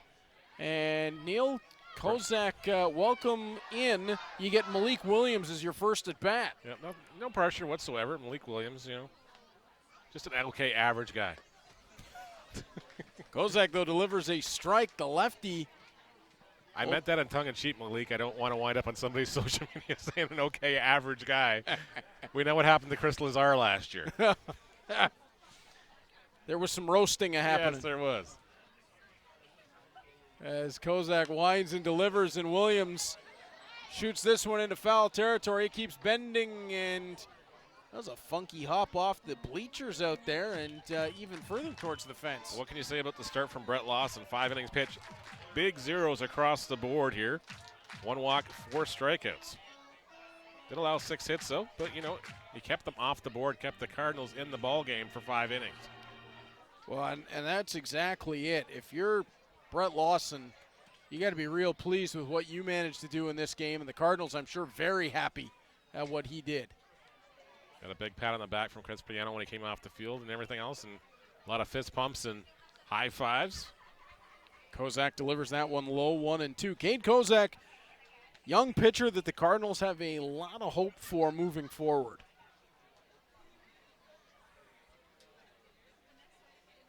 As they were, I know, very excited to announce his signing a few weeks back as Malik Williams puts this on the ground, but it's going to run foul. Zach Marion almost got to that one, but it was already flagged down foul, so he let up on the gas a little bit. So you got some calisthenics going on. We got Strecker getting loose down there with the leg pumps. Oh, could we see Stefan Strecker step into this ball game at some point? It might be a possibility. Top of the 6th inning, we're getting into Strecker territory. As Kozak winds and delivers, and that one just off the outside. Malik Williams, keen eye.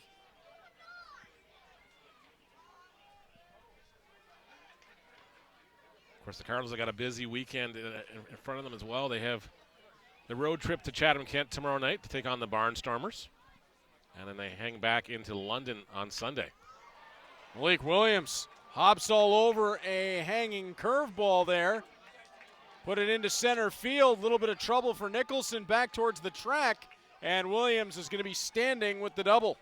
Good read by Williams on there, seeing how Nicholson wasn't able to get the ball cleanly. Took the second base. And the Baycats have got a runner in scoring position to start the 6th inning.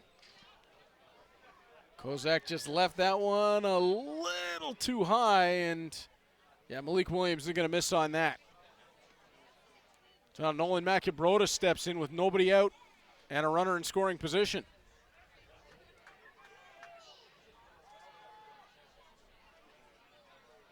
Macabroda 0 for 2 in the contest. And that one runs way outside from Cade Kozak.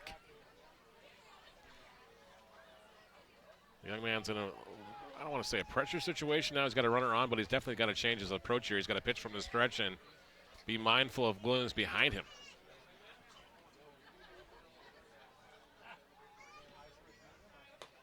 Gets Macabroda swinging through that one to even the count 1-1.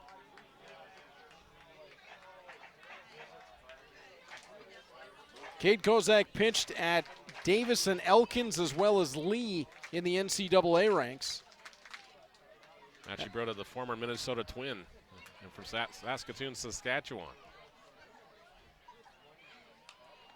He fouls this one off. And somebody else is getting a souvenir on the steps here. So Kozak finds himself in the same spot with Macabroda that he was with Williams. And then he gets to a 2-strike count, but he's got to see if he can navigate a way to put them away.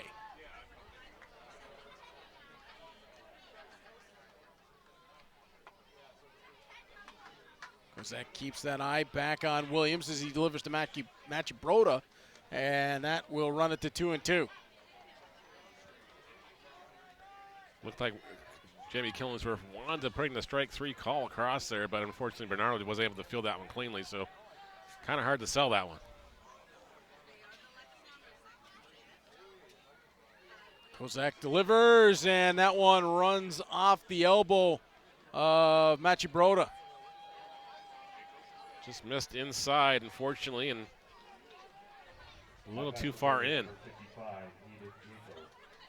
Runners at first and second now. Nobody away for Hayden Jaco. I was just going to say that, Neil, with Hayden Jaco stepping in, and that is not the man you want to see step in with runners on first and second. Definitely don't. Rookie of the Year in 2021 with the London Majors.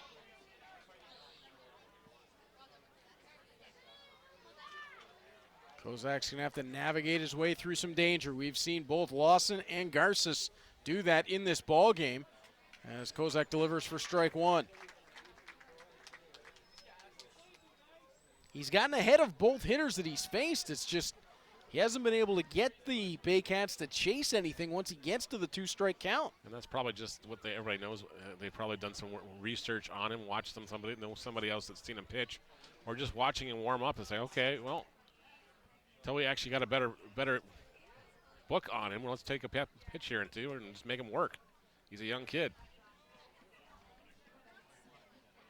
Has experience playing out west with Kelowna, does Cade Kozak, outside of the NCAA ranks.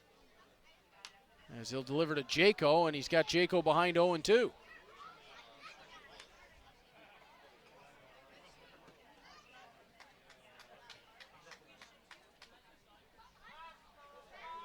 There is action still occurring in the Cardinals bullpen. They've got a righty up and throwing, but from here, tough to get a look at the numbers. Asking that we shall receive if somebody's nice enough to zoom in down there for us, but yeah, numbers on the front of the jerseys would definitely be helpful, or at least if they flip the bullpens around so we can see the backs, like they've done in Welland now. So. Yeah, that I'd like to see. And in London, actually, too. They did the same thing. I mean, not that we're the be-all and end-all up here, but nope. Just makes life a little bit easier on us. As Kozak will deliver, and that one will run low. Jaco able to check his swing, 2-2. Peeled down at first, denied. Jack Scoodale. And the count is 2-2 now. Please go meet her at the concession stand. That's Jack Scoodale. Kozak has found himself ahead of each hitter that he's faced, but the Baycats hitters have been able to work the counts, get themselves back to advantageous positions. Jaco, did he put the brakes on that time? Oh. Ooh, they say he did. 3-2. Definitely don't want to see the replay of that one if you're a Cardinals fan. I thought he went around too far. It looked from our angle that he did, but Kozak and Bernardo certainly wanted it. There was no delay on the appeal. Kozak delivers. Jaco flares that one foul. And that one's way back and out past the grandstand. That's what Hayden Jaco and Zach Orchard were doing against Brett Lawson, just making them throw a lot of pitches and not being easy outs here. The youngster definitely feeling the pressure now with full count. And to a board already and nobody away. Yeah, and with the pitch count quickly inflating, you got to imagine that Kozak may not be long for this ball game, coming in relief here in the 6th. Got to think they'll have an arm just about ready behind him as Jaco shoots this one through the infield. Malik Williams is going to come around. One will score. Brakes are going to be put on at third. And the Baycats, it took all the way to the 6th inning, but Hayden Jaco will have the RBI single. Jaco with a single. Machibroda goes to third. Malik Williams comes around to score. 1-0 Baycats here in the 6th. And still nobody out with runners on the corners.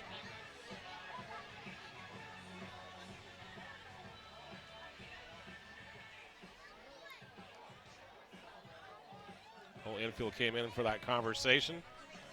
Probably just to discuss what they're doing on this play here. With Zach Orchard up the bat, the former Maple Leaf. So Orchard, who had a single way back in the top of the second. He's making his Baycats debut tonight. He took a couple years off. That's a real nice pickup for Josh Matlow and company. And Orchard's going to flare this one well out of the park. Yeah, he's one of the few guys with no name on the back of their jersey right now. Kind of gives it away. Yeah. I'm sure that'll be fixed by the first homestand. They have not had time to get the name onto the back.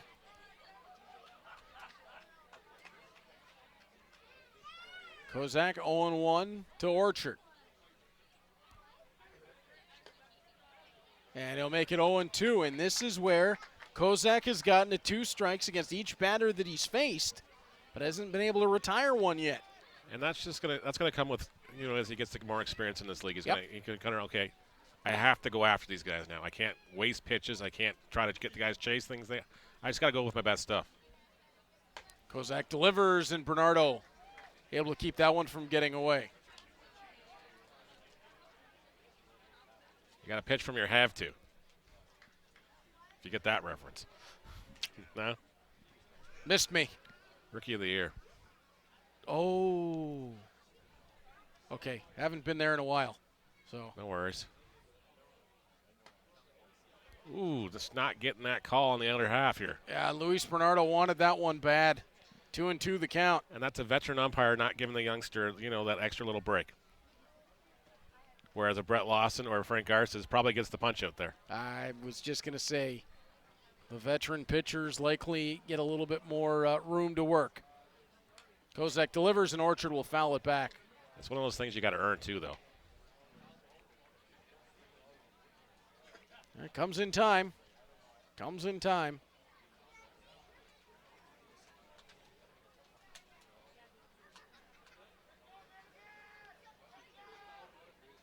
As Kozak with the long look once again on the 2-2. Orchard scooping that one off the bat just out of the reach of Loveridge, and it's an RBI single for Orchard. Orchard with the dying quell into right field, just past the glove of Loveridge. So here comes the replay once again. You just see he tried to get out there and just he doesn't got quite the reach out there. So it was Macubroda who will come around to score to make this a 2-0 ball game. Hayden Jaco up to second. And Orchard on first. Jaco and Orchard have the RBIs. Carson Burns the man up. He starts him with a strike again. Burns didn't like that call. Having words with the plate umpire. Kind of hard to believe that Kozak got that one and not the one in the previous at-bat to Orchard. Again, umpire's just getting used to the, Kozak's delivery as well and where his location is. Bernardo setting up outer half. Ball ran in 1-1. Kozak could do himself a whole lot of favors here if he could get a strikeout or a ground ball into a double play. Either would be huge in this situation right now. It'd be a big, huge confidence boost, too. This feels like Kozak needs to get the weight lifted off the shoulders a little bit. Delivery on the ground. Scooped at second by Loveridge. On to second for one. Back to Rempel. Double play. And I believe Mr. Duffy called for that one, so that's okay. Point to Duffy.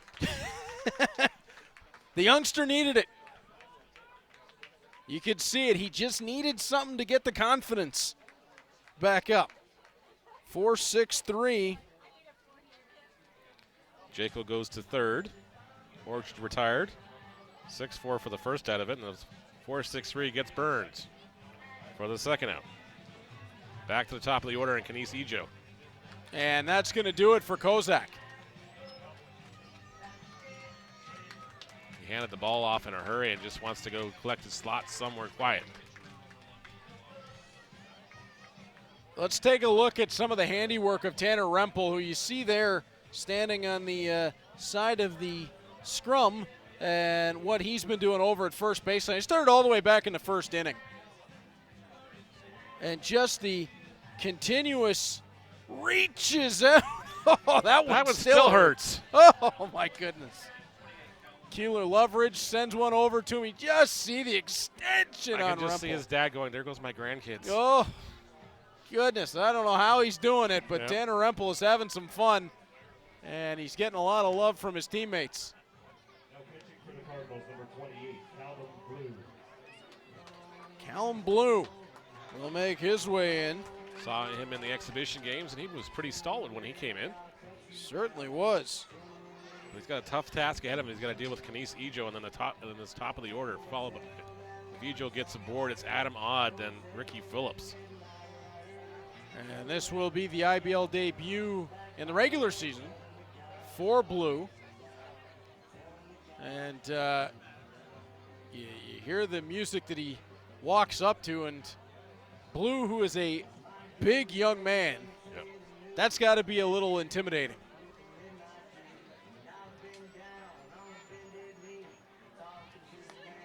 As Blue getting his warm-ups into Luis Bernardo. You just hear the zip off the glove into Bernardo's hands. Yeah, that was what got us both immediately, Neil, when we saw him for the first time, was the snap that he has on his fastball. Not hard to see why Callum Blue is so highly regarded for the Cardinals. As that's Hayden Jaco over at the infield. Yep, just having a conversation with everybody. Hey guys, how's everything going? How's your season?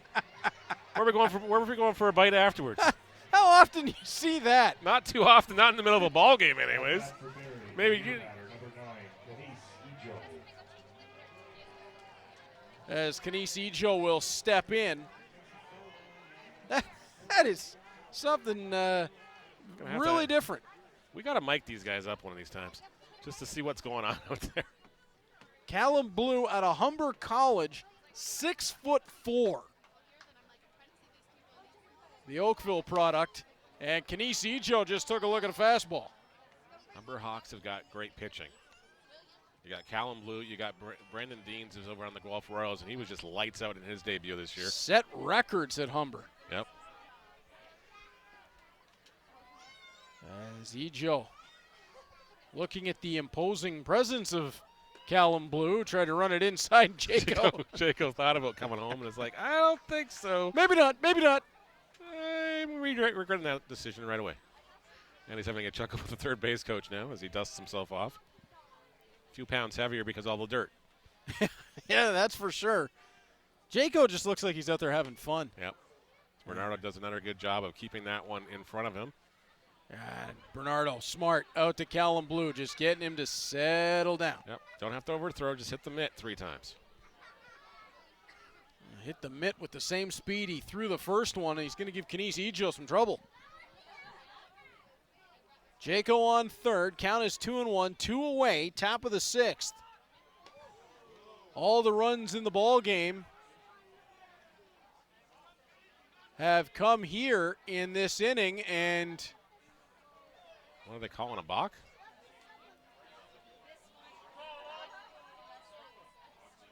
Chris Piano's coming out to talk about it as Hayden Jaco. Walked home. Yeah. Was it a balk? There was not a really demonstrative sign. Is it the disengagement rule? Like, I don't think it was anything else. Let's take another look as Kenise Ejo now is jogging over to first base. Did they hit him? Well, that wouldn't bring Jaco home. No.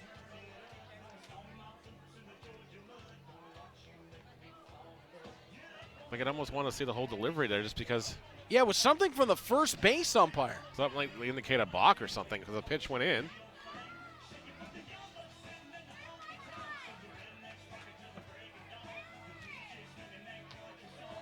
And discussions continuing. Yeah, because like, well, how do you get home? Like, is it a block call or what? Or did they hit by? Like the pitch can continue. Ejo was hit with it.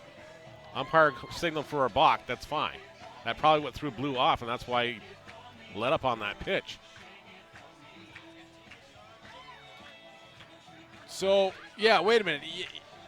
If it's a balk, Ejo wouldn't be on first. No. From the replay we saw, I don't think that ball hit Ejo either.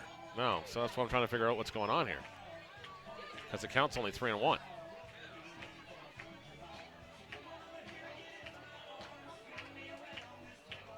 Yeah. So, Kenise Ejo is going to come back to the batter's box. He wants an explanation too now. I don't blame Josh Matlow. I don't blame him for asking for an explanation now. Okay. So Boy, that was confusing. All right, so it's going to be a balk, no pitch on Ejo. So that makes sense. That's what Bernardo's arguing here right now. Because the play would have been should have been called dead. So that balked. Well, that would run the count back to 2-1 then, would it not? It should be. And now that's what Blue's asking for. Yeah, 2-1. So it's 2-1 to Kenise 3-1 by the Ejo. looks of it. 3-1.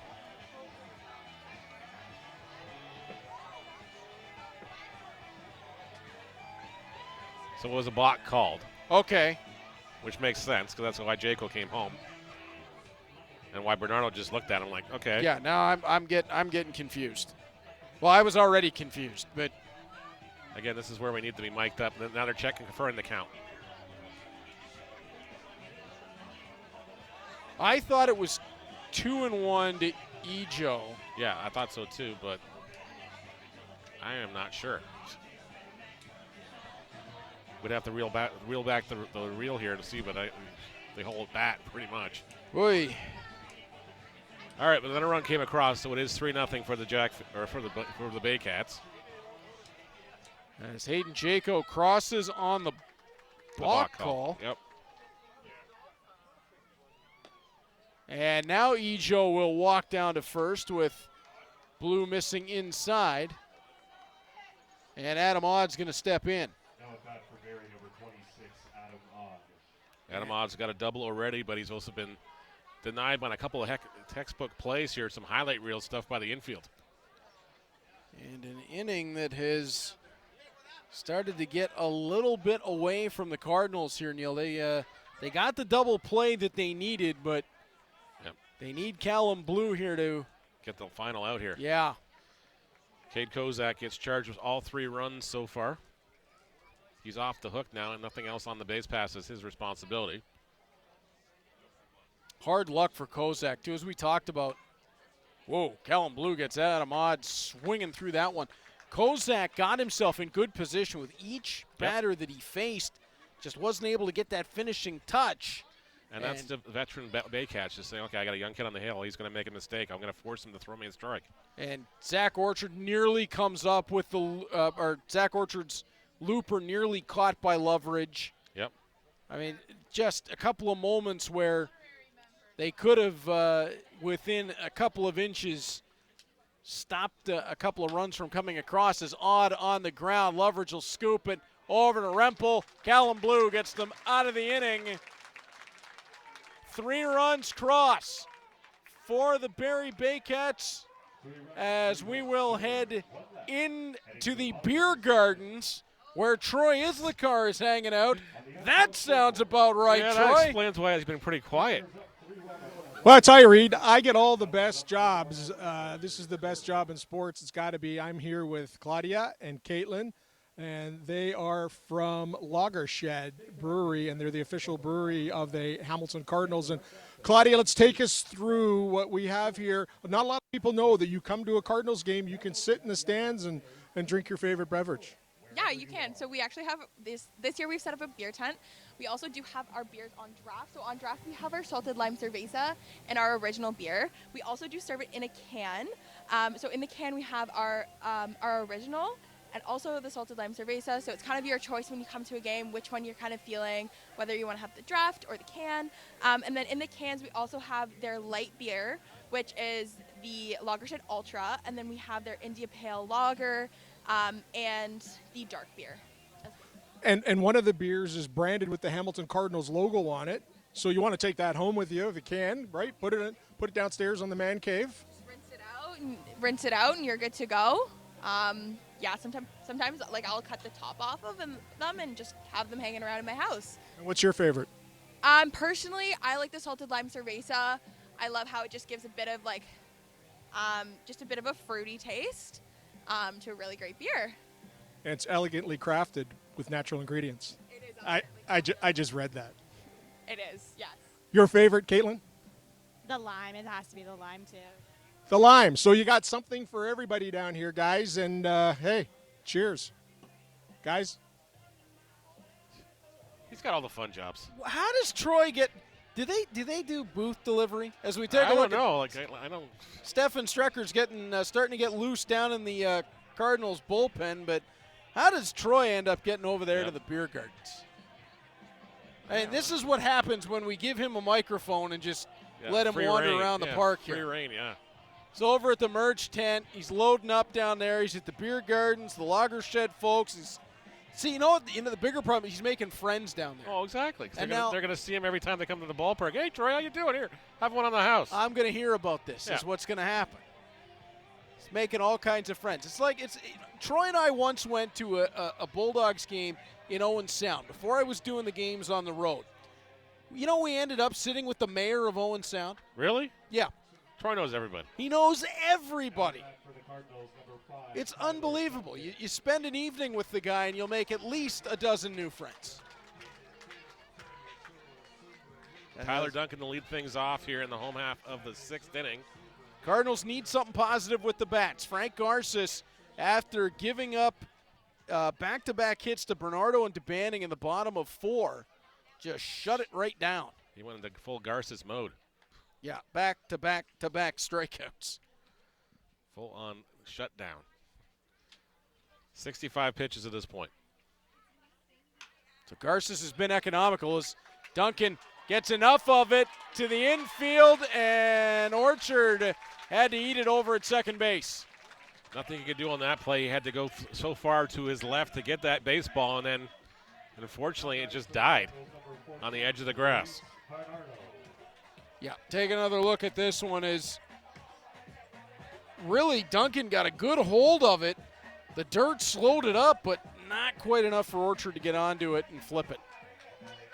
And especially when you got Tyler Duncan with his speed running down the line, too. Orchard knew he had to almost make a perfect play to even have a chance to get that ball. That's really not fair for a guy that size to be that quick. It really is not. As Luis Bernardo takes strike 1. Bernardo had a single his last time up. As Garces will wind and deliver to Jaco, who was one of the 3 runs that came across in the top of the inning. An RBI and a run scored for Hayden Jaco. Put yourself in the mindset of a Cardinal coming up. You know, you're coming to the ballpark knowing you're facing Frank Garces tonight. Got to have your best. You got to have your best. You just got to hope, he makes a mistake somewhere. Garces delivers, and Bernardo shoots that one foul. Which last year he didn't make too many. No, he's not the kind of pitcher that makes a lot of mistakes that you can jump on. We were talking about the name for Orchard, not yet on the back of his jersey. Frank Garces doesn't have his on the back of his jersey yet. Then again, that might have just because he changed numbers, too. Like, I think last year it was 97 or something. So that sounds right. Yep. Bernardo chops that one to stay alive. I don't think it matters what number he is. No. There's no mistaking him for somebody else. Give me the baseball and let me do what I do. Yep. I go to work now, boss. Does he ever? Boy, it is a treat to get to watch Frank Garces do his thing as he'll wind and deliver. Bernardo flares it and... Oh, they're going to double everybody off here. Try to make the double play work, and... Good hustle by Bernardo to get down the line, recognizing exactly what they were going to do there. Yeah, that was unexpected from Burns on the initial, trying to turn that into a double play. I got fooled a bit on the depth, Neil. I thought it was going to be over Burns' head at first. But watch what he does here. That's just a great play by the infield. So they recognize, yeah, wait a minute, I got to turn a double play here.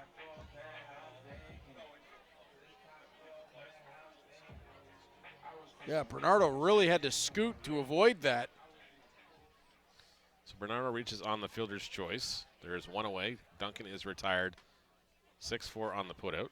Or sorry, 6 unassisted on the putout.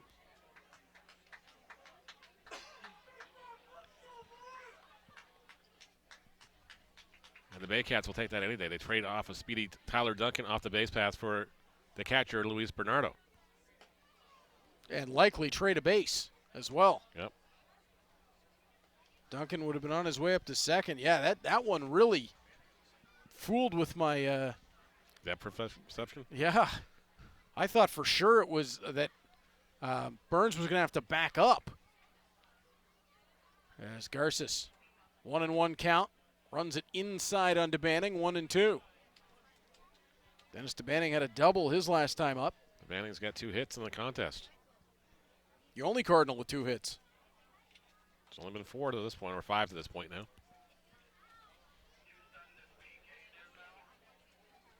Garces winds and delivers to Banning. Sends that one way out foul. Well, his last time up, the Banning just missed a home run by inches. Off the Leuna sign on the right field wall, and what a difference that would make in the ball game at this point. The Cardinals would have been up 2-0 with no one out in that inning. Yep. Instead, Garces got them to stop at second and third. And then just shut the door. Yeah. 3 straight strikeouts.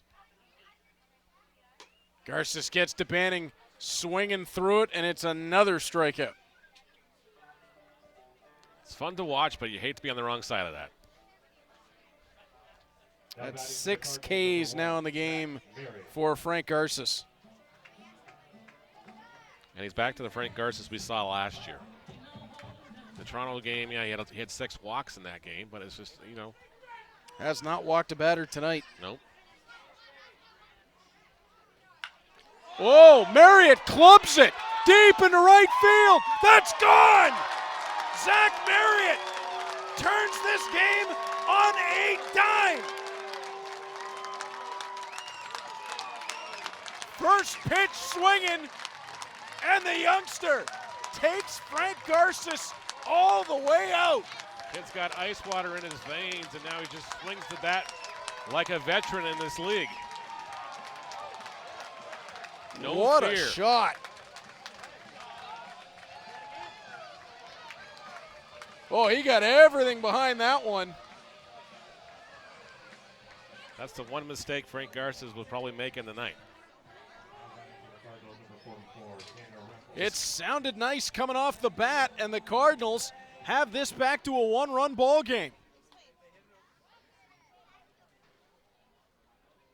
Tanner Rempel up, and he took a healthy cut. Rempel 0 for 2 with a pair of strikeouts. Garces has had his numbers so far. Rempel looking to change that here with 1 swing. How about the arrival of Zach Marriott?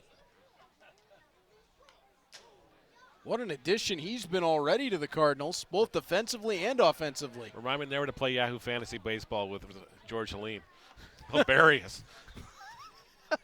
George, you just picked the guy in Double-A. Yeah. You just trust me on that one. Wait 5 weeks. Yeah.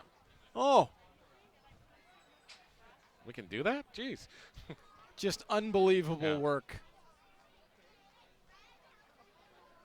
As Garces will have the look in. Rempel flares that one back foul. And that's just a lot of trust on the part of Cardinals management, too, just to Eric Spear and give him the keys to the kingdom and say, here, go build me a winner. Gave the keys to the right guy. Yep. That is for sure.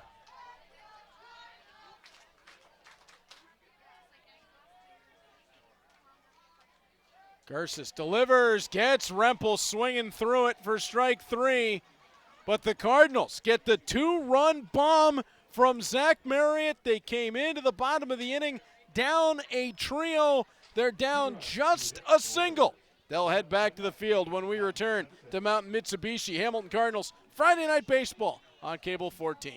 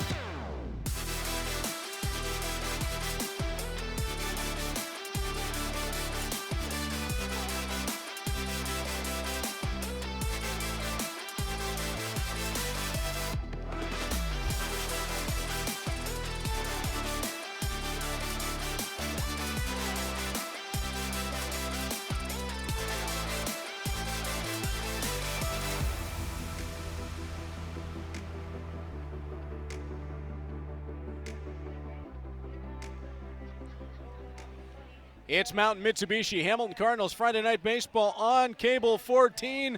Neil, let's go back and take a look at the handiwork tonight of Brett Lawson. Got the start in the ball game, and he was dealing. Got Ryan Rio early in the first inning. Then Carson Burns 2 times. And then got Rio again in the 5th inning. Brett Lawson really gave the Cardinals a quality start to the game. Cade Kozak came in, had some trouble, although he obviously has the stuff to succeed in the IBL. It's just going to take. It's going to be a learning curve for him. Got the double play, a strange balk call against Callum Blue after he gets into the ball game. And that's the difference in the ball game right now. Yeah, that cost the Cardinals the 3rd run. Zach Marriott in the bottom of 6th, the 2-run blast. It's a 1-run ball game, and Ricky Phillips will open up the top of the 7th, facing off with Callum Blue. As Blue will wind and deliver, and has it on the outside edge. So Blue had the balk, and he walked Ejo, then got the ground out against Odd. And gets Phillips swinging through the off-speed to take it to a 2nd strike. Baycats definitely sitting on the fastball tonight, waiting from everybody so far. Blue winds and delivers. That one off the outside portion.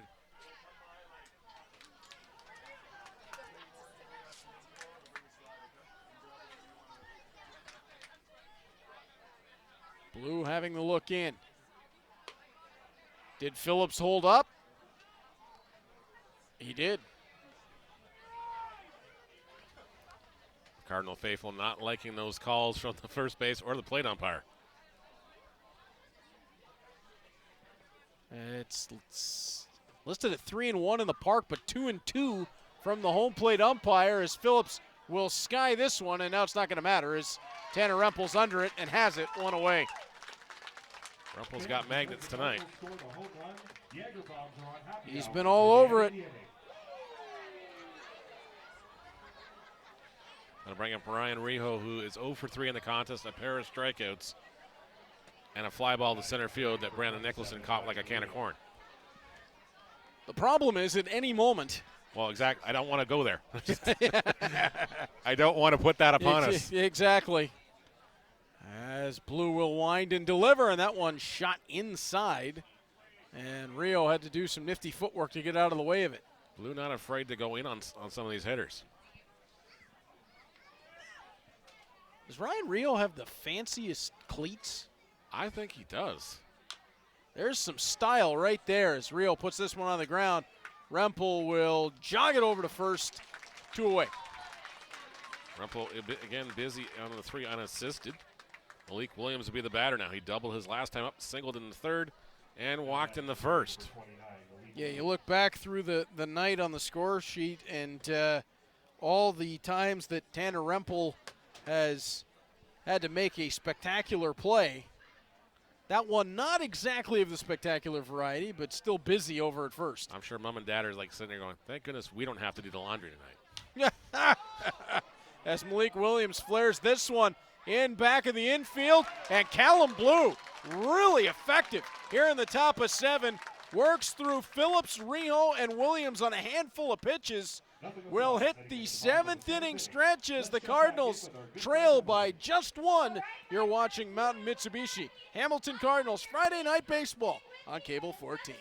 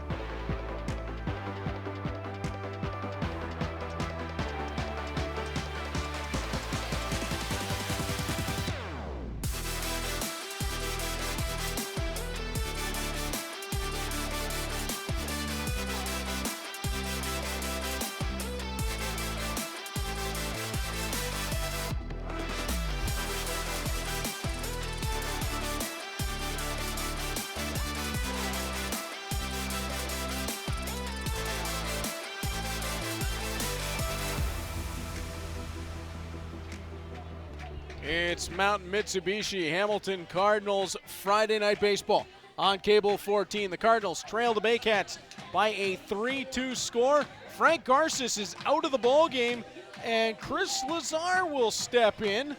And Chris Lazar will be known to fans here on Cable 14, having been a part of broadcast last season. Yeah, he filled in for me when I think it was in London at the time or something. Yeah, you had a scheduling conflict. Yeah, I did.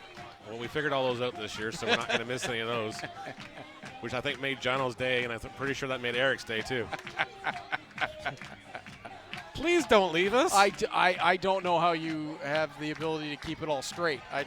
Well, it's all color coded on the fridge, so it's like, you know, each team has a different color. Oh, I saw the schedule you put out. It's impressive.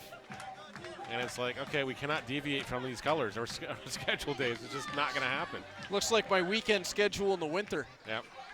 Where are you tonight? I'm in Owen Sound. I'm in Flint. I'm in Saginaw. Yep. What time are you coming home? I don't know. Maybe Thursday? Yeah, exactly, yeah. Next week, yeah. Lane Renault will swagger his way in. He'll be the first batter to face Chris Lazar. Of course, Lazar coming back off injury. Missed the whole year, but I guess he pitched hurt for the year before that. Yeah, he has not had a healthy season in some time. Yep. Former Cardinal, former Welland Jackfish, now with the Baycats.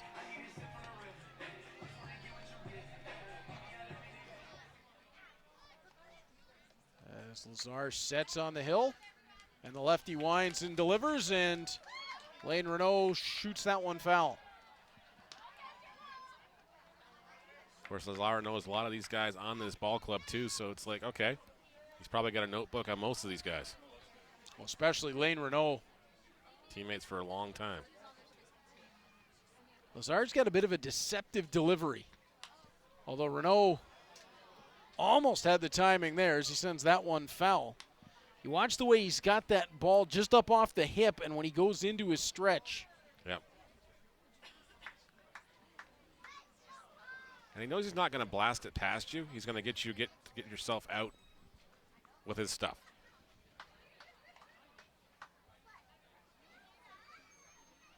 Lazar and Jaco getting on the same page there. He'll deliver and runs it inside. 1-2. Seems to be the plan of attack here on Lane Renault. Lazar has run all three pitches so far towards the inside portion of the plate. Lazar again. And again it's coming inside. Might have missed that one high. 2-2. Frank Garces' night. 6 innings pitched, 6 hits allowed, 2 runs, both were earned. No walks, 6 strikeouts, 7 strikeouts, 7 Ks, I think. So I can't math tonight. I've got 7. Yep, 7. Okay, I am right.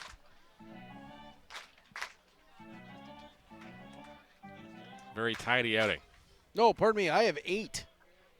Okay, you were right. I did miss one. Nate's correcting us too. It is 8. Yep. That's why he's the best. That's Nate in behind us. He's like having the safety blanket, right? Yep. We get ourselves into trouble, Nate bails us out. Yep, or pulls us back in and says, no, guys. Yeah, hold on a minute here, fellas. Yep. As Lazar winds and delivers, Renault shoots that up the middle. Burns, nice job to transition, throw across. Just in time. Great play by Carson Burns at shortstop. Stick with that ball and then threw across the diamond to get Renault going up the line. 6-3 with a little bit of a plus sign for that one. Great effort. I thought it might have pulled Burns a little bit too far off. Whoa. Yeah, and we see why it took a second for that call to be made, is that was tight. It was. Keeler Loveridge will be the batter now. He's 0 for 2. He's flown out to right field 2 times. Loveridge has been really good in the field as Loveridge puts that on the ground. Burns busy again, firing across the diamond to Williams. 2 away. 2 away. Carson Burns can get it done on both directions here. 6-3 again for the second out of the inning. Couple really impressive defensive plays from Burns. As Nicholson will step in. Nicholson 0 for 3. He's probably just glad to see Frank Garces out of the game. Yeah, he and Tanner Rempel would probably be at the top of the list of Cardinals that are okay with him gone. Yeah.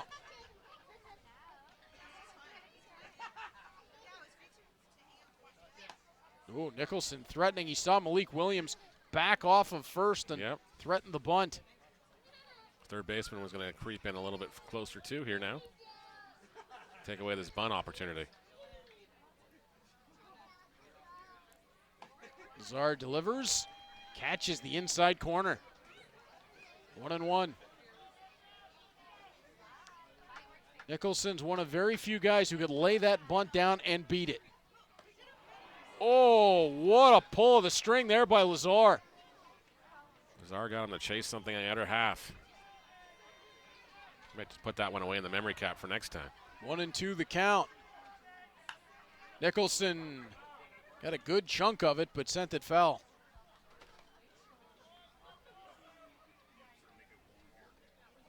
Boy, Lazar got me with that one. I thought he was bringing the fastball, and it was almost like he just pulled that back right at the end. No, I'm going to throw change. Oh.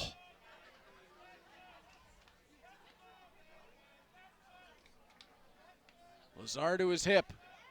Delivers.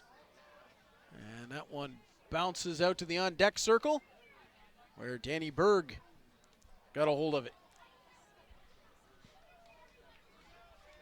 Brandon Nicholson. Setting. Count 2-2 with 2 away.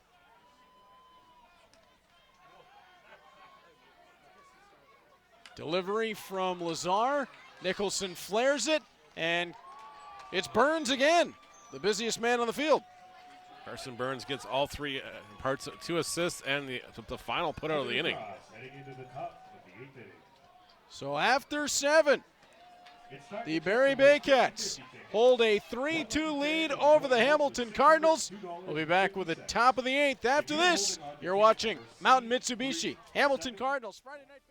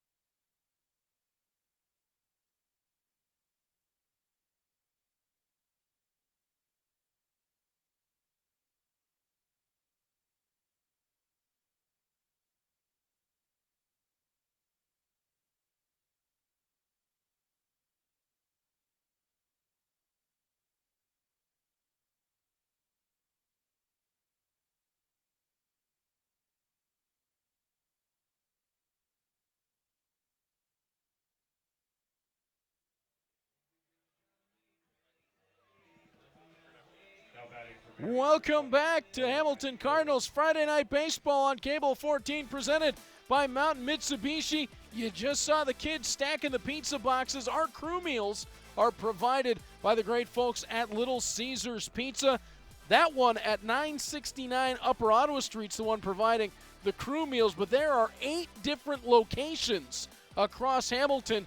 Can't go that far without running into a Little Caesars. 8 of them. I think we only have 3 or 4 in Guelph, but of course they are a proud partner this year.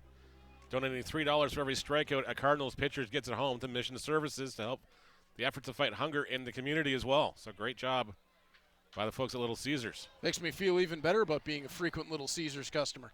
I'm not going to want pizza on the way home now, dang it. Yeah, so do I. That's Macabroda sends that one foul. I just hate eating so late at night because it's just like. I know. I'm still going to do it, but I know, same here, but I'm going to pay for it tomorrow. Nick Davies is on the hill for the Cardinals here in the top of the 8th inning as Macabroda will send this one almost to the foul line. Played some games with Danny Berg, but he gets under it for one away. Little adventure, but Berg reels it in for the first out, and Hayden Jaco will be the batter. 2 for 3 in the contest, a pair of singles, a run scored, and an RBI for the hottest hitter on the Baycats. Nick Davies, we saw last year, had some struggles, came back this year for the Cardinals, and right from exhibition games has looked like a different pitcher, Neil. Clearly, it's time and maturation process.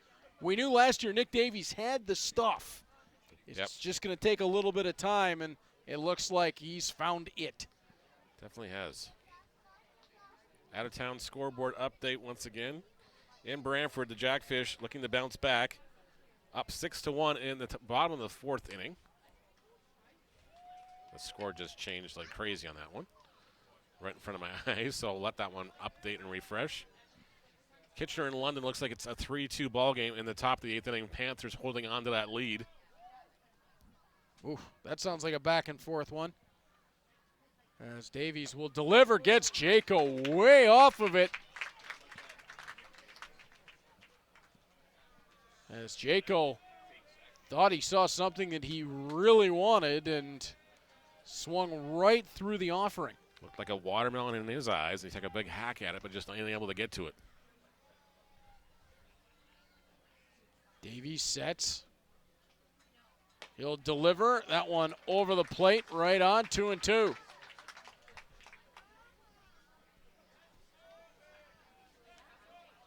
Cardinals would love to get the bats back in their hands as quickly as possible here.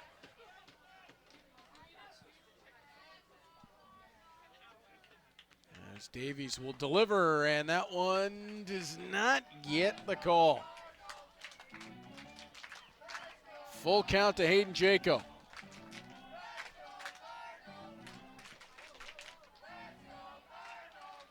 Davies would love to put Jaco away here. And Jaco sends this one into center field. Getting underneath it is Nicholson, 2 away.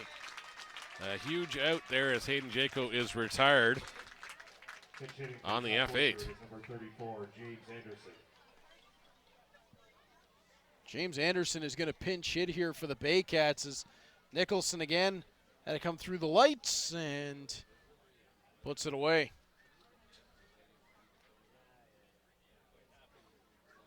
So this was the spot occupied by Zach Orchard that Anderson will step into.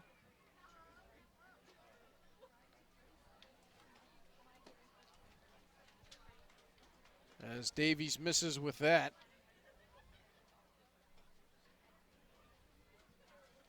And we'll have to see, Neil, who takes over at second base, if it will be a straight switch. Davies gets Anderson swinging through it, 1-1. Zach Orchard got a pair of singles, an RBI. Productive night for his first in his new digs. Oh, Davies gets Anderson looking at it, 1-2. Trying to get the bats back into the hands of the Cardinals here. Davies 1-2, 2 away, nobody on.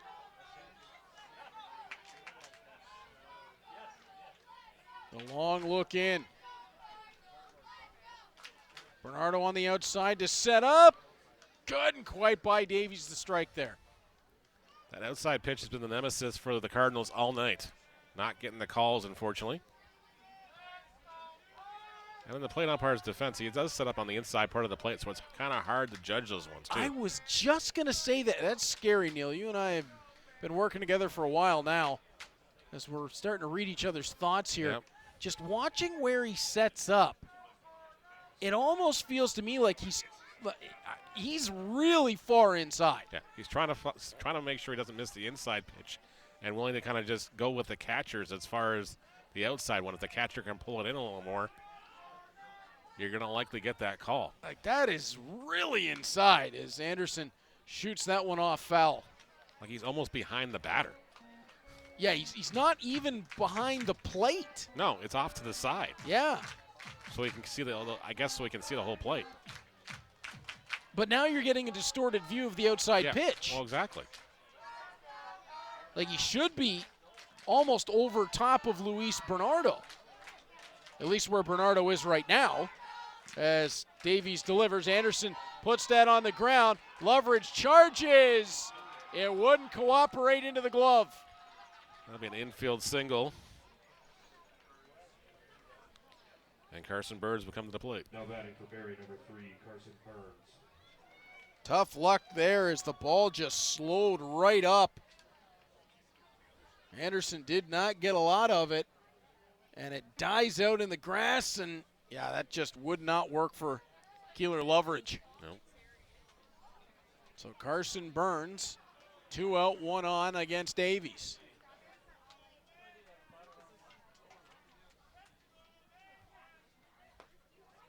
Davies delivers low.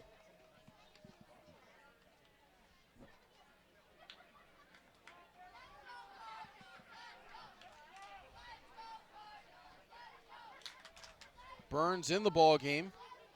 Pair of strikeouts. And Davies will get him swinging through that offering. I got to feel a bit there for Nick Davies. Probably should have already been out of the inning, Neil. And fortunately, the ball just died a non-hero. The grass monster reached up. Yep, said no, not tonight.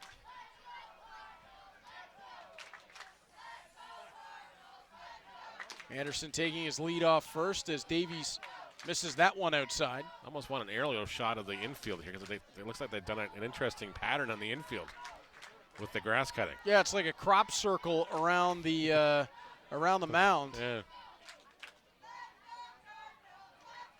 Davies delivers, Burns, flares, foul, turning, and yeah, Danny Berg was never going to have a shot at that. He looked at him and said, nah, I don't think I'm getting that one.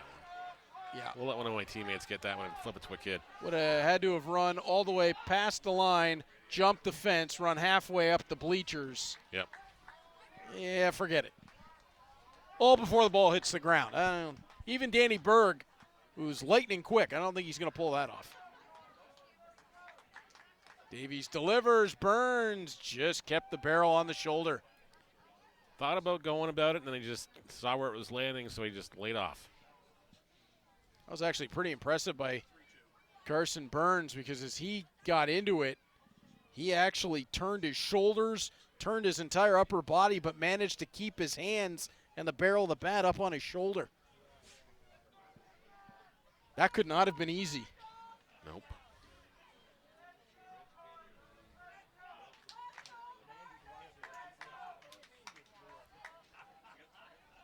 Three and two is the count. Yep. First base umpire's asking for clarity on that as well. Yep. And I think time being asked for.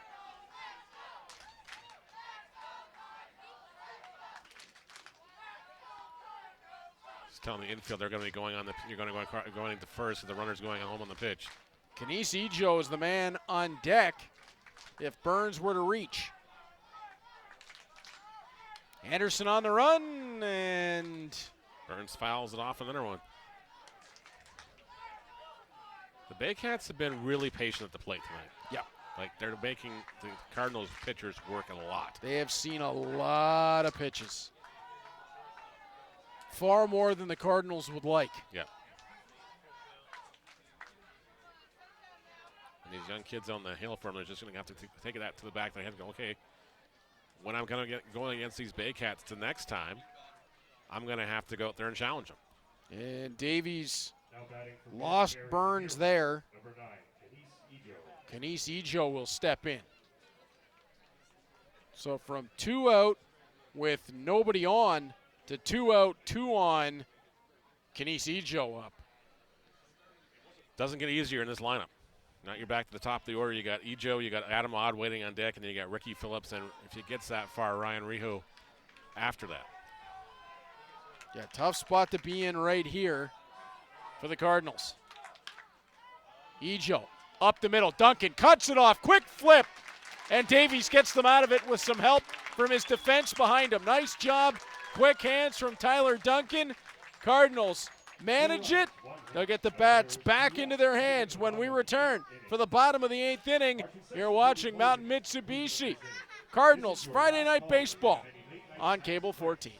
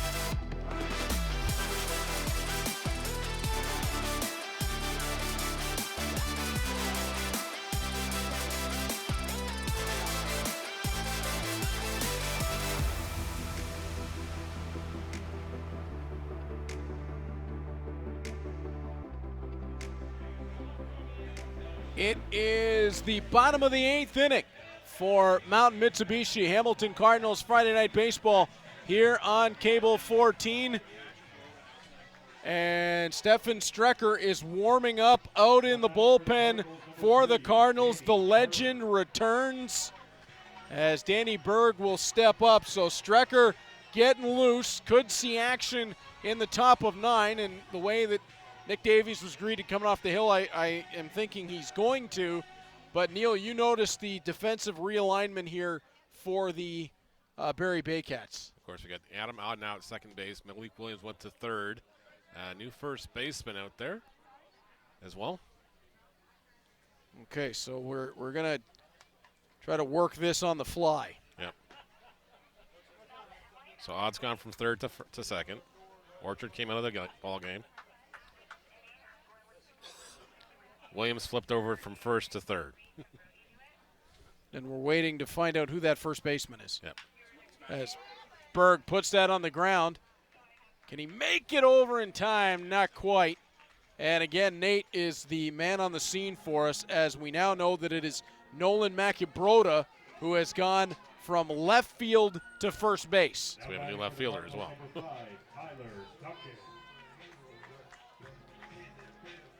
This is why my kids are going to look at this scorebook when they're older and go, what the heck kind of chicken scratch did Dad have? What does all that mean? Yep. As Tyler Duncan will step in.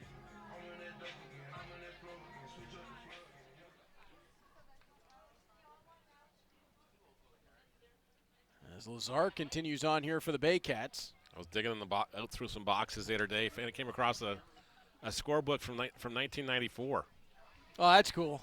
That was when I was back doing the high school games and everything else, just with the year before I took over as the head coach for my high school team. How many games did the book have in it?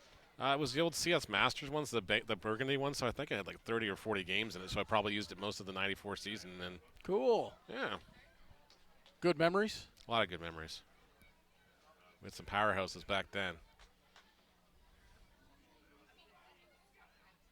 As Lazar winds and delivers. Well, we had Jamie Pogue, who went to play in the Cardinals organization. He's now their bullpen catcher. Oh, for St. Louis, and he's got he's pretty much going to be a Cardinal for life now. So we had some other guys that were just really good ball players. Went on to college, and 2 of them became doctors. Wow. Yeah. Okay. Hey, that's nothing to sneeze at right there. Nope. As Lazar will wind and deliver the 2-2. Duncan. That's just going to go foul. Just foul. When the umpire and the first baseman are both diving out of the way in foul territory, I'm pretty sure it's foul.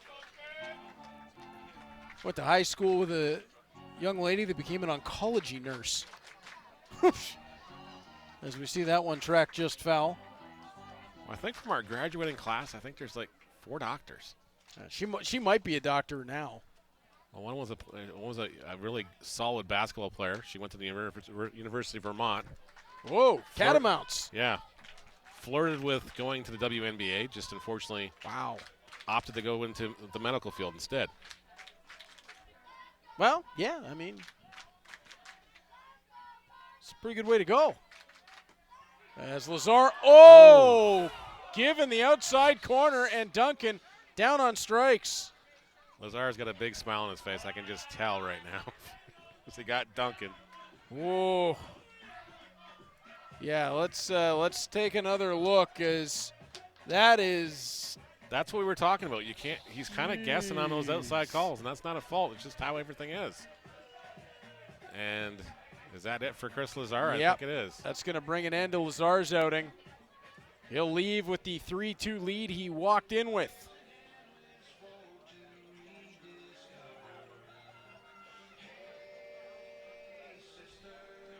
As Lazar gets a hug from Rio and company and fist pumps. Real good comeback for him. Yep. He can be a real good piece for the Baycats, having a healthy season. And push comes to shove, he could be your 6th starter. If you get into a week, where you got some rainouts or something else, the guys just need an extra day or so to skip their spot in the rotation. That gives Josh Matlin another opportunity to just throw him out there and let him eat it with some innings. Well, like you mentioned earlier on in the game, the Baycats felt like they needed help on the pitching side, and having that extra arm that can be a swing man makes a big difference. It does. So new pitcher in for the Barrie Baycats. Cesar Rosario taking over. And Neil, this is a spot where the Cardinals with 2 outs, they're down to the last 4 outs in the ball game. They need something positive. They need something positive, especially from the heart of the order here. They just need to get something going so it's not on the young guys at the bottom of this order. And thanks to Nate, who's been keeping everything straight for us. So to finish off our game of musical chairs, Adam Odd goes to second base from third. Malik Williams goes to third from first. Nolan Macabroda goes to first from left field. James Anderson takes over in left field. Yep, Anderson is the new left so fielder. That's how it all the pieces all make sense. Cycled through after some confusion. As Luis Bernardo steps in. Oh. And that one got way away.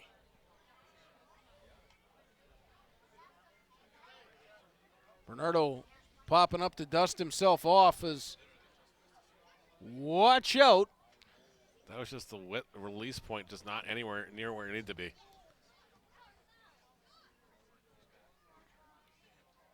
And we'll try it all over again, and that one misses outside. And, I mean, that's Cesar Rosado did not get the call that Chris Lazar did just a few pitches ago. Nope. Again, maybe one of those things you got to earn it. As Rosado delivers, got Bernardo swinging through that one. Bernardo clearly saw something he liked there.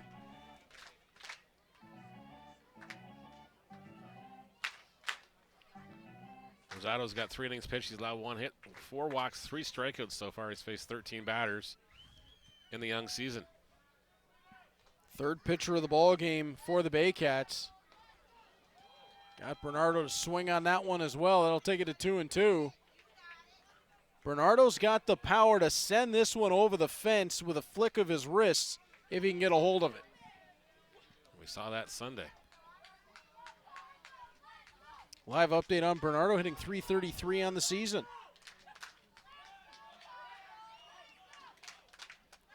Rosado will deliver, and that one runs inside. Count is full. If Bernardo reaches, Dennis DeBanning is behind him. And then Zach Marriott, who's done all the damage for the Cardinals so far.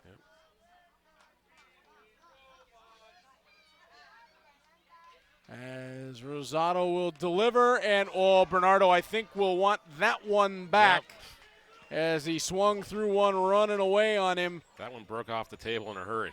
Cardinals go down in the bottom of the 8th. We'll be back with the top of the 9th. Cardinals trailing by 1 when we return to Mountain Mitsubishi. Hamilton Cardinals Friday Night Baseball on Cable 14.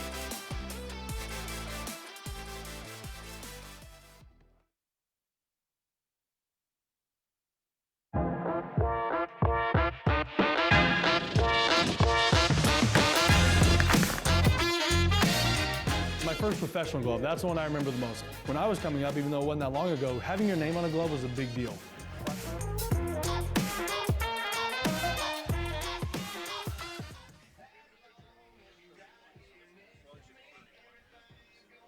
It's Mountain Mitsubishi, Hamilton Cardinals Friday Night Baseball on Cable 14. And Neil, it is the return of the legend here to start the top of the 9th. Stefan Strecker's on the hill. One of the IBL's top 100 players, voted on a couple of years back. Now on the hill for the Cardinals. Just couldn't stay away here. And as Strecker starts to warm up, we'll go downstairs to Troy, who I believe has our in-building host, Emily. Troy, take it away. Guys, one of my favorite segments of the season, always meeting up with Emily Thompson. Emily is the Cardinals in-game host. And Emily, I knew we were going to talk tonight, so I knew you were going to ask me something Taylor Swift-like. Apparently she has a new album out, something about torturing poets. I'm caught up. I'm with all the cool kids. Oh, great. I love that. What's your favorite song? I'm going to put you on the spot. Yeah. Lying. You got me. Okay, talk to us about the Cardinals game day life here for you and something new in 2024 that increases the audience experience here. Yeah, absolutely. I'm so happy to be back for my second season. It's been so amazing. We had our preseason with all the school boards. It was amazing. It was packed in here, from the away bench, silver, grandstands. It was so amazing to get back out there. It's been a little bit of a long off season. And of course, our home opener was a little bit difficult with the weather, but we did try. And then Sunday, it was so great to actually have a proper game, get back out there for the 2024 season. The Cards have been doing great so far. But yeah, for the game day crew, it's so awesome. We got a couple new games. We have partners with Little Caesars Canada, so we're stacking all the pizza boxes. We're doing races. It's so great with all the fans, and the kids are killing it. They're so good at everything. And there's something for everyone, and I see all the kids running around, following you everywhere. You're like the Pied Piper. So entertaining. If you get an opportunity to come out and see these games, like I've always said, Emily is worth the price of admission just to watch her work. You do an excellent job, and thanks very much for doing this, and I'm sure we'll talk again this season. Absolutely. Thank you so much for having me, and I always look forward to doing this. Thank you, Cable 14. Guys, back to you. Well, I tell you what, Troy and Emily can come up here, and you and I can go home. Okay. I can get an extra half hour shall I? Sure. Troy always downstairs having fun with Emily, and she got him right away on the Taylor Swift gimmick. Yep. Stefan Strecker delivers a strike to Adam Odd. She saw right through him. Yeah, that one, yeah. Troy set himself up for that one. He did. Strecker delivers. That one will run outside. Well, Odd is 1 for 4 in the contest. He doubled in the first inning and grounded out 3 times in a row here. Strecker has the long look in. Odd flares. Berg charging hard, gets underneath, one away. It's just incredible to watch Stefan Strecker do his thing. Strecker didn't even turn around on that one. He's just like, okay, it's a fly out. Like he's done it a million times. Well, pretty close. As Ricky Phillips steps in. Well, we saw him on the school days all decked out in his principal attire. That we did. Having a conversation with Tyler Duncan, and maybe that was with the deal closer there. Who knows? And then suddenly we show up last weekend and he's in uniform. And Troy's breaking the story. That's right. Yeah, Troy was all over it that Stefan Strecker had signed and retirement ended early. Ball on the ground. Duncan over to Rempel at first. 2 away. Tyler Duncan had to play that one. Tried to play it between the hops and realized it wasn't going to have a hop, so he charged at it. Let's take another quick look as Strecker delivers. And Duncan, quick transition, and Tanner Rempel, who has been just a rock for the Cardinals at first tonight. Ryan Rio will be the batter now. And Last time Rio and Strecker went head-to-head, that didn't go so well for Mr. Strecker. And but Rio this time he gets to pop one up. flies it high. 3 charge. Berg's got it. How about Stefan Strecker? Welcome back. Just works his way right through the top of 9. And the legend keeps on building. We go to the bottom of 9, the home half. The Cardinals with one more chance, trailing by a run when we return to Mountain Mitsubishi. Cardinals Friday Night Baseball on Cable 14.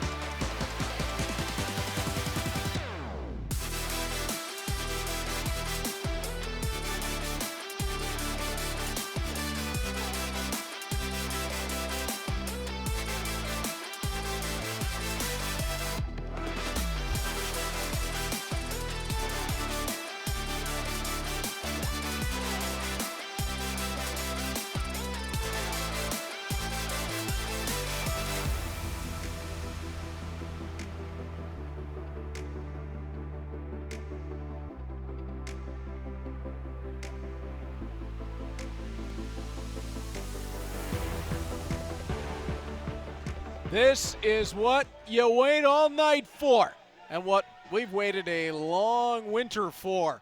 Indeed. It is the bottom of 9. The Hamilton Cardinals one swing of the bat away from tying this ball game on Mountain Mitsubishi. Cardinals Friday Night Baseball. Dennis DeBanning will lead it off. Cesar Rosado, the man on the hill for the Baycats. Rosado in this situation has to be careful. He's got Dennis DeBanning and Zach Marriott, who's already homered in this contest, due up. And DeBanning is going to be right on to the base path. Yep. Although not feeling so good in the process as he gets plunked by Rosado. Yeah, he's got some words down the line. And he's got a smile on his face, too. He's like, yeah, I found my way on the base. Tying run on base now.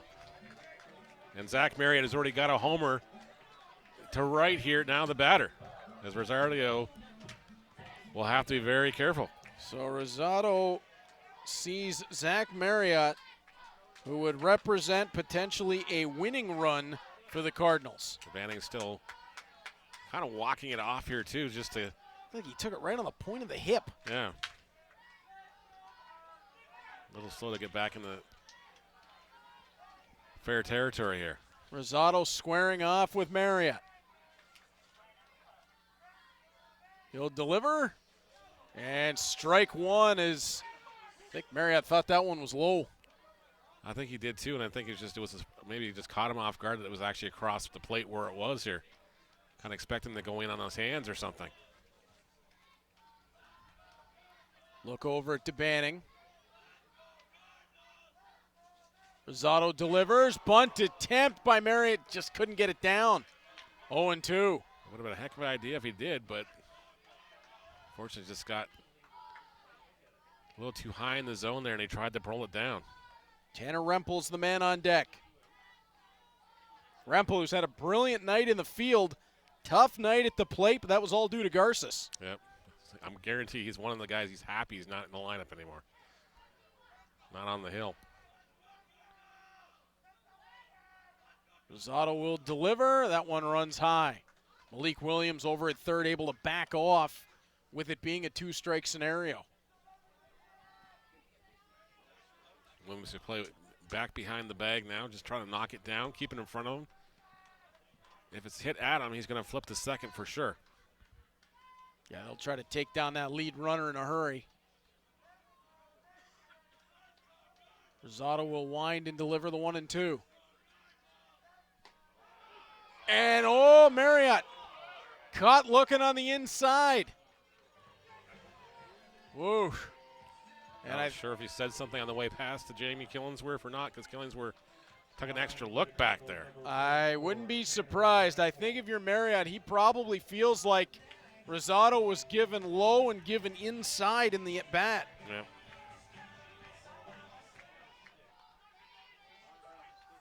Cade Kozak was not given that earlier on.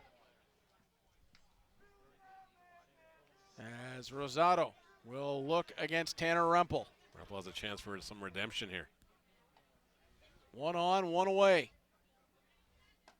Rosado delivers, and suddenly that outside edge is a strike. And I think that's what has thrown the Cardinals off a little bit here. Yep. That is a marked change from what we saw just an inning or so ago. As Rosado delivers, Rempel reaches out, and it's going to be into foul territory, 0-2. Now Rempel's got to just protect the plate here, get anything close across.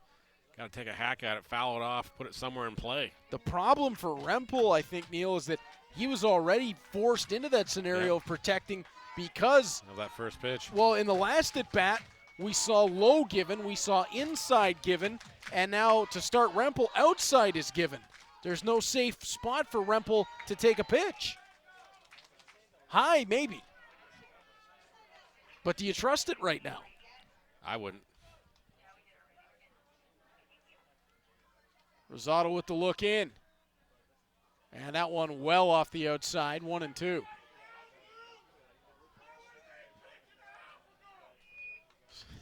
Some of the fans, they've had some beverages. I believe they've been sampling the lager shed. Yes.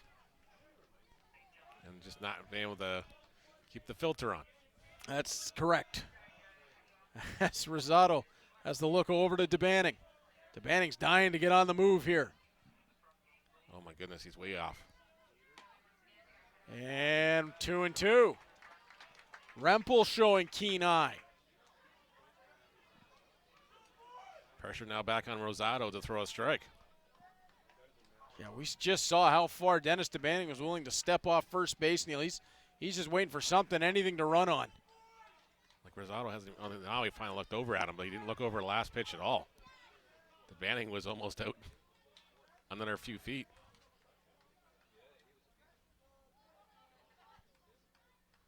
Rosado delivers. Full count now to Rempel. Oh, that was a gutsy take by Rempel, the way the last couple of at-bats have gone. Full count, 1 away, DeBanning at first.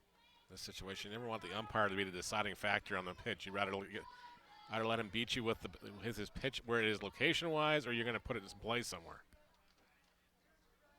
DeBanning could get on the horse first to third, would be in a hurry. This time is called here. A little late. I'm a little surprised it was granted there.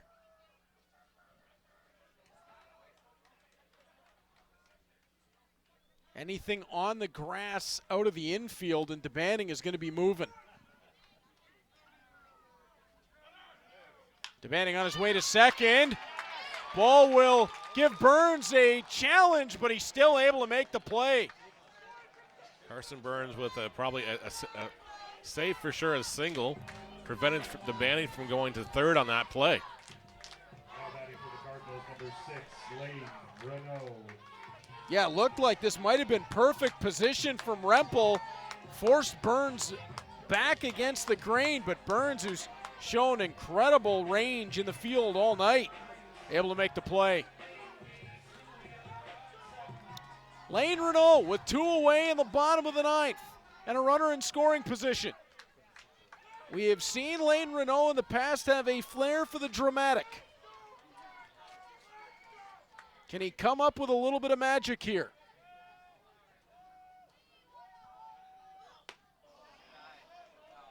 And Renault checked his swing, 1-0.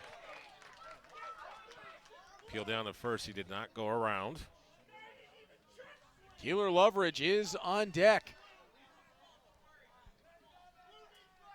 Could this game come down to one of the youngsters? As Rosado will deliver. DeBanning's on his way to third. Rempel flares it into center field. Tie ball game. Lane Renault comes through once again. Oh, the timing on that was brilliant. DeBanning got on the run. Hit and run was on. And Lane Renault cashes the RBI single. Pitch high in the zone. Renault just went up and got it. And Lane Renault's going to come out of the ball game. Daly's going to come in to run. Not a bad move here. A little more speed in Daly. That represents the winning run at first base now. A wild pitch makes this one really interesting. Would it ever?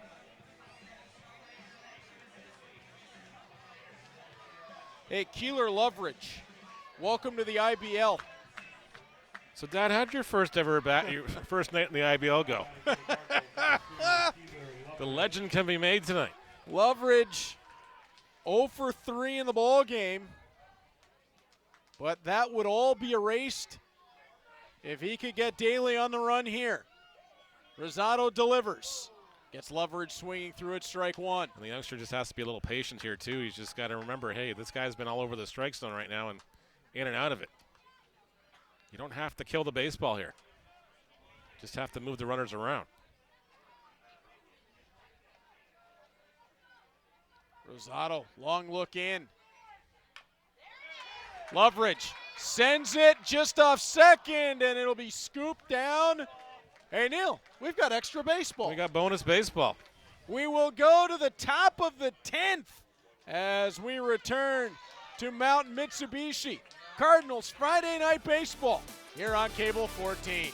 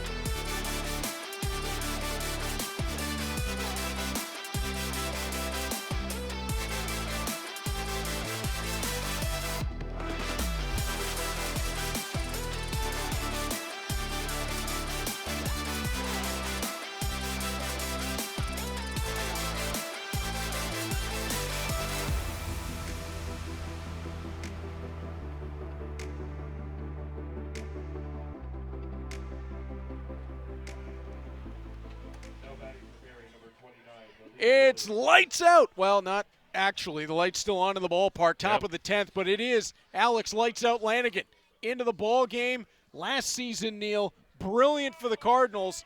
This is a tough situation. Extra innings, runner at second, facing Malik Williams. Malik Williams, and of course, Ryan Rios has been lifted out of the ball game for a pinch runner here. New DH in for the Barrie Baycats. On the ground, Williams through the infield, and just like that, the Baycats are immediately going to take a lead. Malik Williams did not waste time. Jumped on the first pitch he saw. Scoring the pinch runner, who I believe was Souls, all the way around. Yep. So RBI single for Williams. And that's just unfortunate because the second baseman had to shade around to almost keep Souls on the base. And that'll bring up Mackie Broda. And Malik Williams took full advantage of it, just pushed something on the other side of the infield. And Lanigan gets strike one. Now, you made an interesting comment to me, Neil, before we started this inning that it feels like you almost have to score two if you're Barrie here. Yeah, you have to, just because, again, because the Cardinals has the last bat. They got a chance to. That runner at second base is almost a gimme. You're gonna get him over to third somehow. So that's gonna tie the ball game here. If you got Malik Williams at first, you got to get a way to get a second run across. Well, especially right now for the Cardinals, it'd be Keeler Loveridge who goes to second, so a pretty good runner. Then you got Brandon Nicholson leading off the inning. Nicholson, Berg, Duncan for the Cardinals, so it's on Lanigan now to try to get out of this top of 10, just down 4-3. Yep.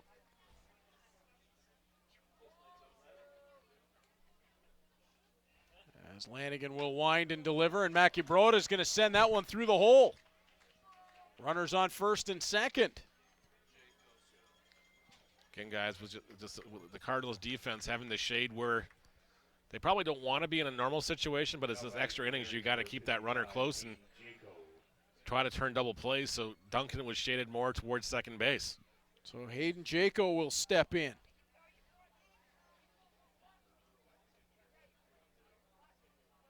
Jaco, who had a productive night at the plate through the first 9. Now stepping in here in the 10th.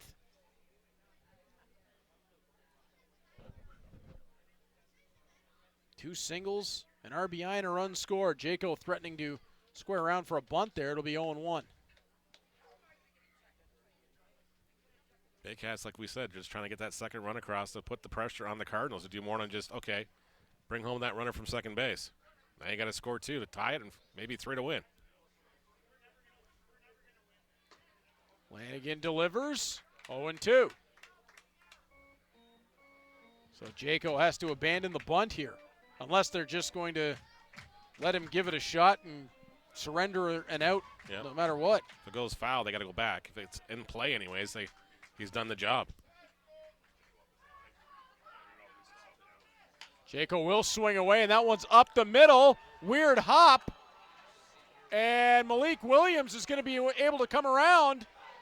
Bernardo cuts it off at home. Jaco up to second. He's out as he tries to advance. So the Cardinals will get one down, but a runner over to third, one away.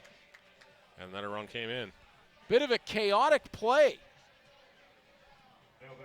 Well, it took the weird bounce and it bounced in the infield again, and it just like took a really high hop. Duncan tried to get over, and there was just no way he could come up with it. Brandon Nicholson tried at home. Malik Williams had too much of a jump. And now it'll be Anderson. So Jaco had the RBI single and then nabbed as he was trying to advance.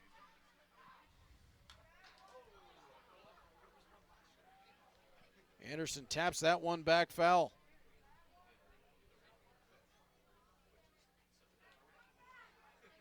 Mackie Broda's over at third. He would represent the 6-3 run. As fouled off. Anderson falls behind 0-2.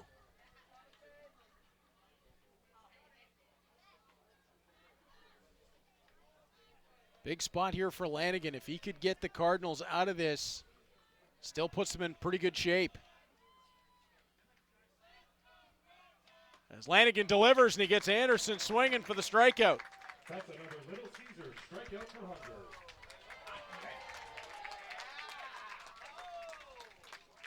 Carson Burns will step in. Now batting for Barrie, number 3, Carson Burns.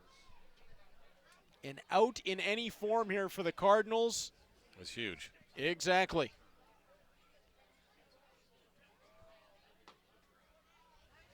And he'll start Burns off with a strike. Especially with who the Cardinals, Neil, have coming up in the bottom of the 10th.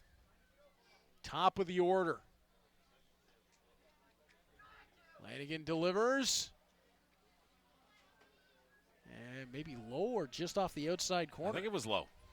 I think it had to be low the way that, if that one doesn't get called on the outside, then we got a real issue. I'm going to go with low. That one's outside. Yep, well outside that time. 2-1 to Burns.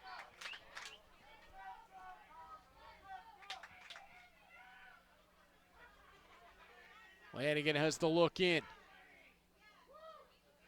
He'll deliver. Burns tees it high into the air. Duncan's under it. It's 5-3 as we'll head to the bottom of 10 when we return to Mountain Mitsubishi Hamilton Cardinals Friday Night Baseball on Cable 14.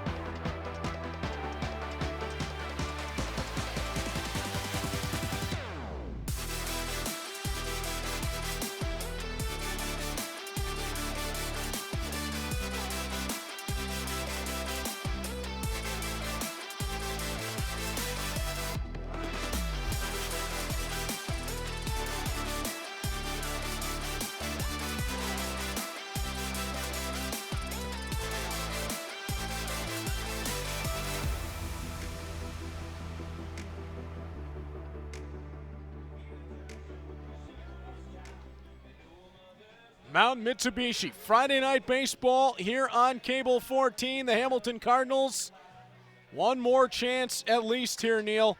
Bottom of 10, it will be Keeler Loveridge headed over to second base. Brandon Nicholson will come up. Cardinals need 2 to extend the game. 3 would walk it off. Exactly. Top of the order, having to get the job done here. Down by 2 in the top in the extra frame here. Nicholson 0 for 4. Berg 1 for 4. Lanigan, Neil Lanigan maybe a little unlucky in the top of 10 to have that second run cross. Yeah. On a weird bounce, no less. Yeah, the first run, as you mentioned, it's not quite a gimme, but it's close. Close as you're going to get in baseball anyways. It's about preventing the runs after it. As Rosado will deliver. Oh, my goodness. Nicholson's taking a step, looking at on the edge of the box, asking the umpire where that was. A gift that time for Rosado. That one was well off the outside of the plate from our vantage point. As Rosado delivers, that one's going to run inside. Nicholson almost got that one in the backside. 2-1. He turned into it, too, trying to sell it like he did. As Neil mentioned, it's Danny Berg in behind Brandon Nicholson as they look to move Keeler Loveridge around the base path. Rosado with the look in. Nicholson swings through it, 2-2.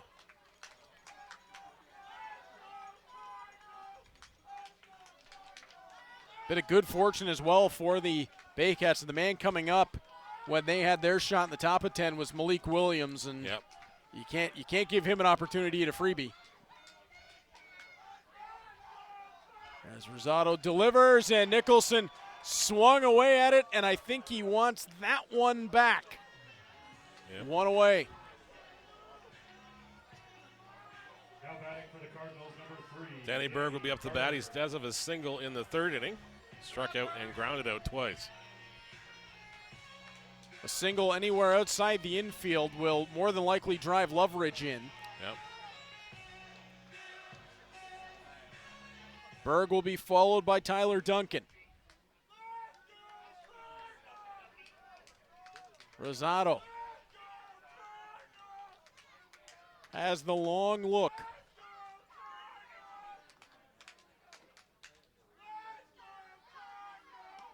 He'll deliver that one inside. Jaco, nice job to turn the glove over and backhand it to keep Loveridge from advancing at least the 3rd.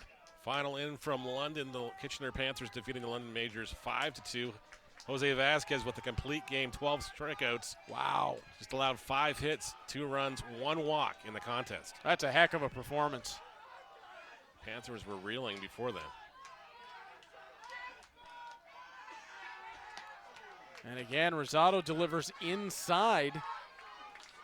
And Danny Berg sitting in pretty good position just at the moment. Cardinals on the road tomorrow in Chatham, Kent, taking on the Barnstormers. Their first appearance up there. A little bit of a trek. A little bit of a trek. I'm hoping they're staying overnight in London on the way home because they are playing the Majors on Sunday. You'd have to think so. Rosado delivers. They get the call on the outside edge, 2-1. And the Royals play tomorrow afternoon at home. And then they go all the way up to Chatham, Canada, like leaving, I think, at 8:30 in the morning or something on Sunday for an afternoon contest. Yikes. Rosado, 2-1 to Berg. He'll deliver. 3-1 to Berg. If you're Berg, you got to still be mindful. Hey, nothing's a given here. Cesar Rosado is kind of the reverse of Frank Garces. Garces liked to work real fast. Rosado taking his time. He's more deliberate and just more thinking about his pitches before he makes them.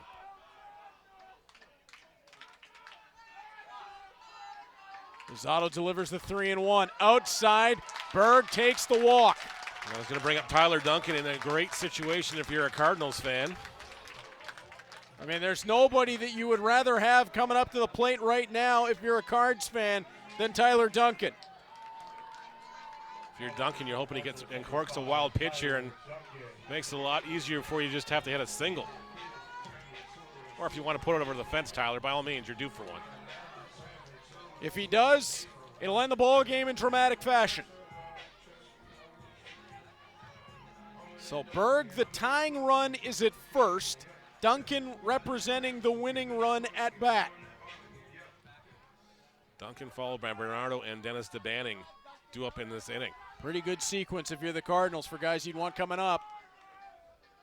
The heart of the order right here. And Duncan puts a charge into the ball, falling quickly. And Ejo will have that out in center. Just didn't drop fast enough if you're Tyler Duncan and the Cardinals here. As Kenice Ejo was almost like Sonic the Hedgehog out there. Duncan got under a little too much underneath this one, and Ejo was able to pull it in for the second out of the inning. Yeah, if he connects with that straight on, it's into the outfield somewhere, and probably Berg and Loveridge are around. Yep. Instead, Kenice Ejo with his incredible athleticism able to get to it. Luis Bernardo, last chance here for the Cardinals. 2 away. Rosado delivers and gets the inside pitch as a strike. Bernardo's got to keep in the back of the head where last time Rosado got him on a pitch he wanted back, so here's his opportunity. Yeah, ball that was running way away.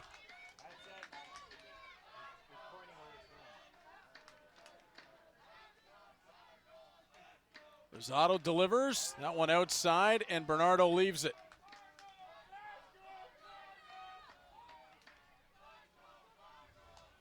Loveridge and Berg just dying to take off from their bases. 10:40 at night. I think we still got a pretty solid crowd here. Yeah, Next nobody innings. nobody wants to leave this one right now. Rosado with the lookout.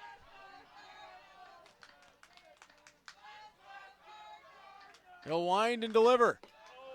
Catch. Bernardo swinging for 1 and 2. Jaco and Rosado going back to that same pitch that got Bernardo his last at bat there. Luis Bernardo staring down Cesar Rosado. Cardinals on their last strike for the night. Rosado delivers. Bernardo swings through, and the Barrie Baycats will take a 5-3 win. Neil, in one heck of a ball game. A great ball game on both sides. Both teams had opportunities. Their starting pitchers, when called upon, got the outs they needed. You go back to that inning where, in the 4th inning, Bernardo and Devanning led off the inning with singles and a double. Runners at first, second, and third, and then Frank Garces went out and struck out the side. And I believe Troy is standing downstairs with Dennis Devanning. Troy, take it away. Right fielder Dennis DeBanning, not the result that we wanted at the end, but a hard-fought game against a team that was in the IBL finals last year. Your thoughts, 2 hits that you managed to get against probably one of the best pitchers in this league. I mean, I just try to, not play for myself, but play for the guy next to me. We fought hard this game, and it sucks that we came up short, but, we got a long season ahead, and, we keep doing what we're doing, and we'll be just fine. Couple home runs for you this early season as well. What have you done in the offseason that made you come out into this start this year in 2024? Man, what I like to say is, I've been grinding in the trenches, you know what I mean? Just behind closed doors doing what I do that no one else watches, and I can see it pay off slowly and slowly every game. So I'm looking forward to see what I can do more this season. So couple big games coming up tomorrow against Chatham Kent, the new team in the IBL, and then London on Sunday. What's going to be the key for you guys to get to a good start against them? Great game tonight here against Barrie. Oh, for sure, man. I'm not worried. Like I said, we keep doing what we're doing. We'll be just fine. I feel like the teams we got coming up ahead, they don't know what's coming, so we'll be all right. Thanks very much, Dennis, for this, and good luck, and stay healthy for the rest of the season. Thank you, sir. Yeah. Appreciate it. Doing stuff when nobody's watching. Dennis Banning. Guys, back to you. Thanks so much, Troy and Neil. Cardinals' busy schedule coming up. Great effort tonight. This is a team poised for big things this season. Exactly. They just got to build off tonight and just, go back out there a little bit more determined tomorrow night when they go to Chatham Kent and that first time in that ballpark at Fergie Jenkinson Field.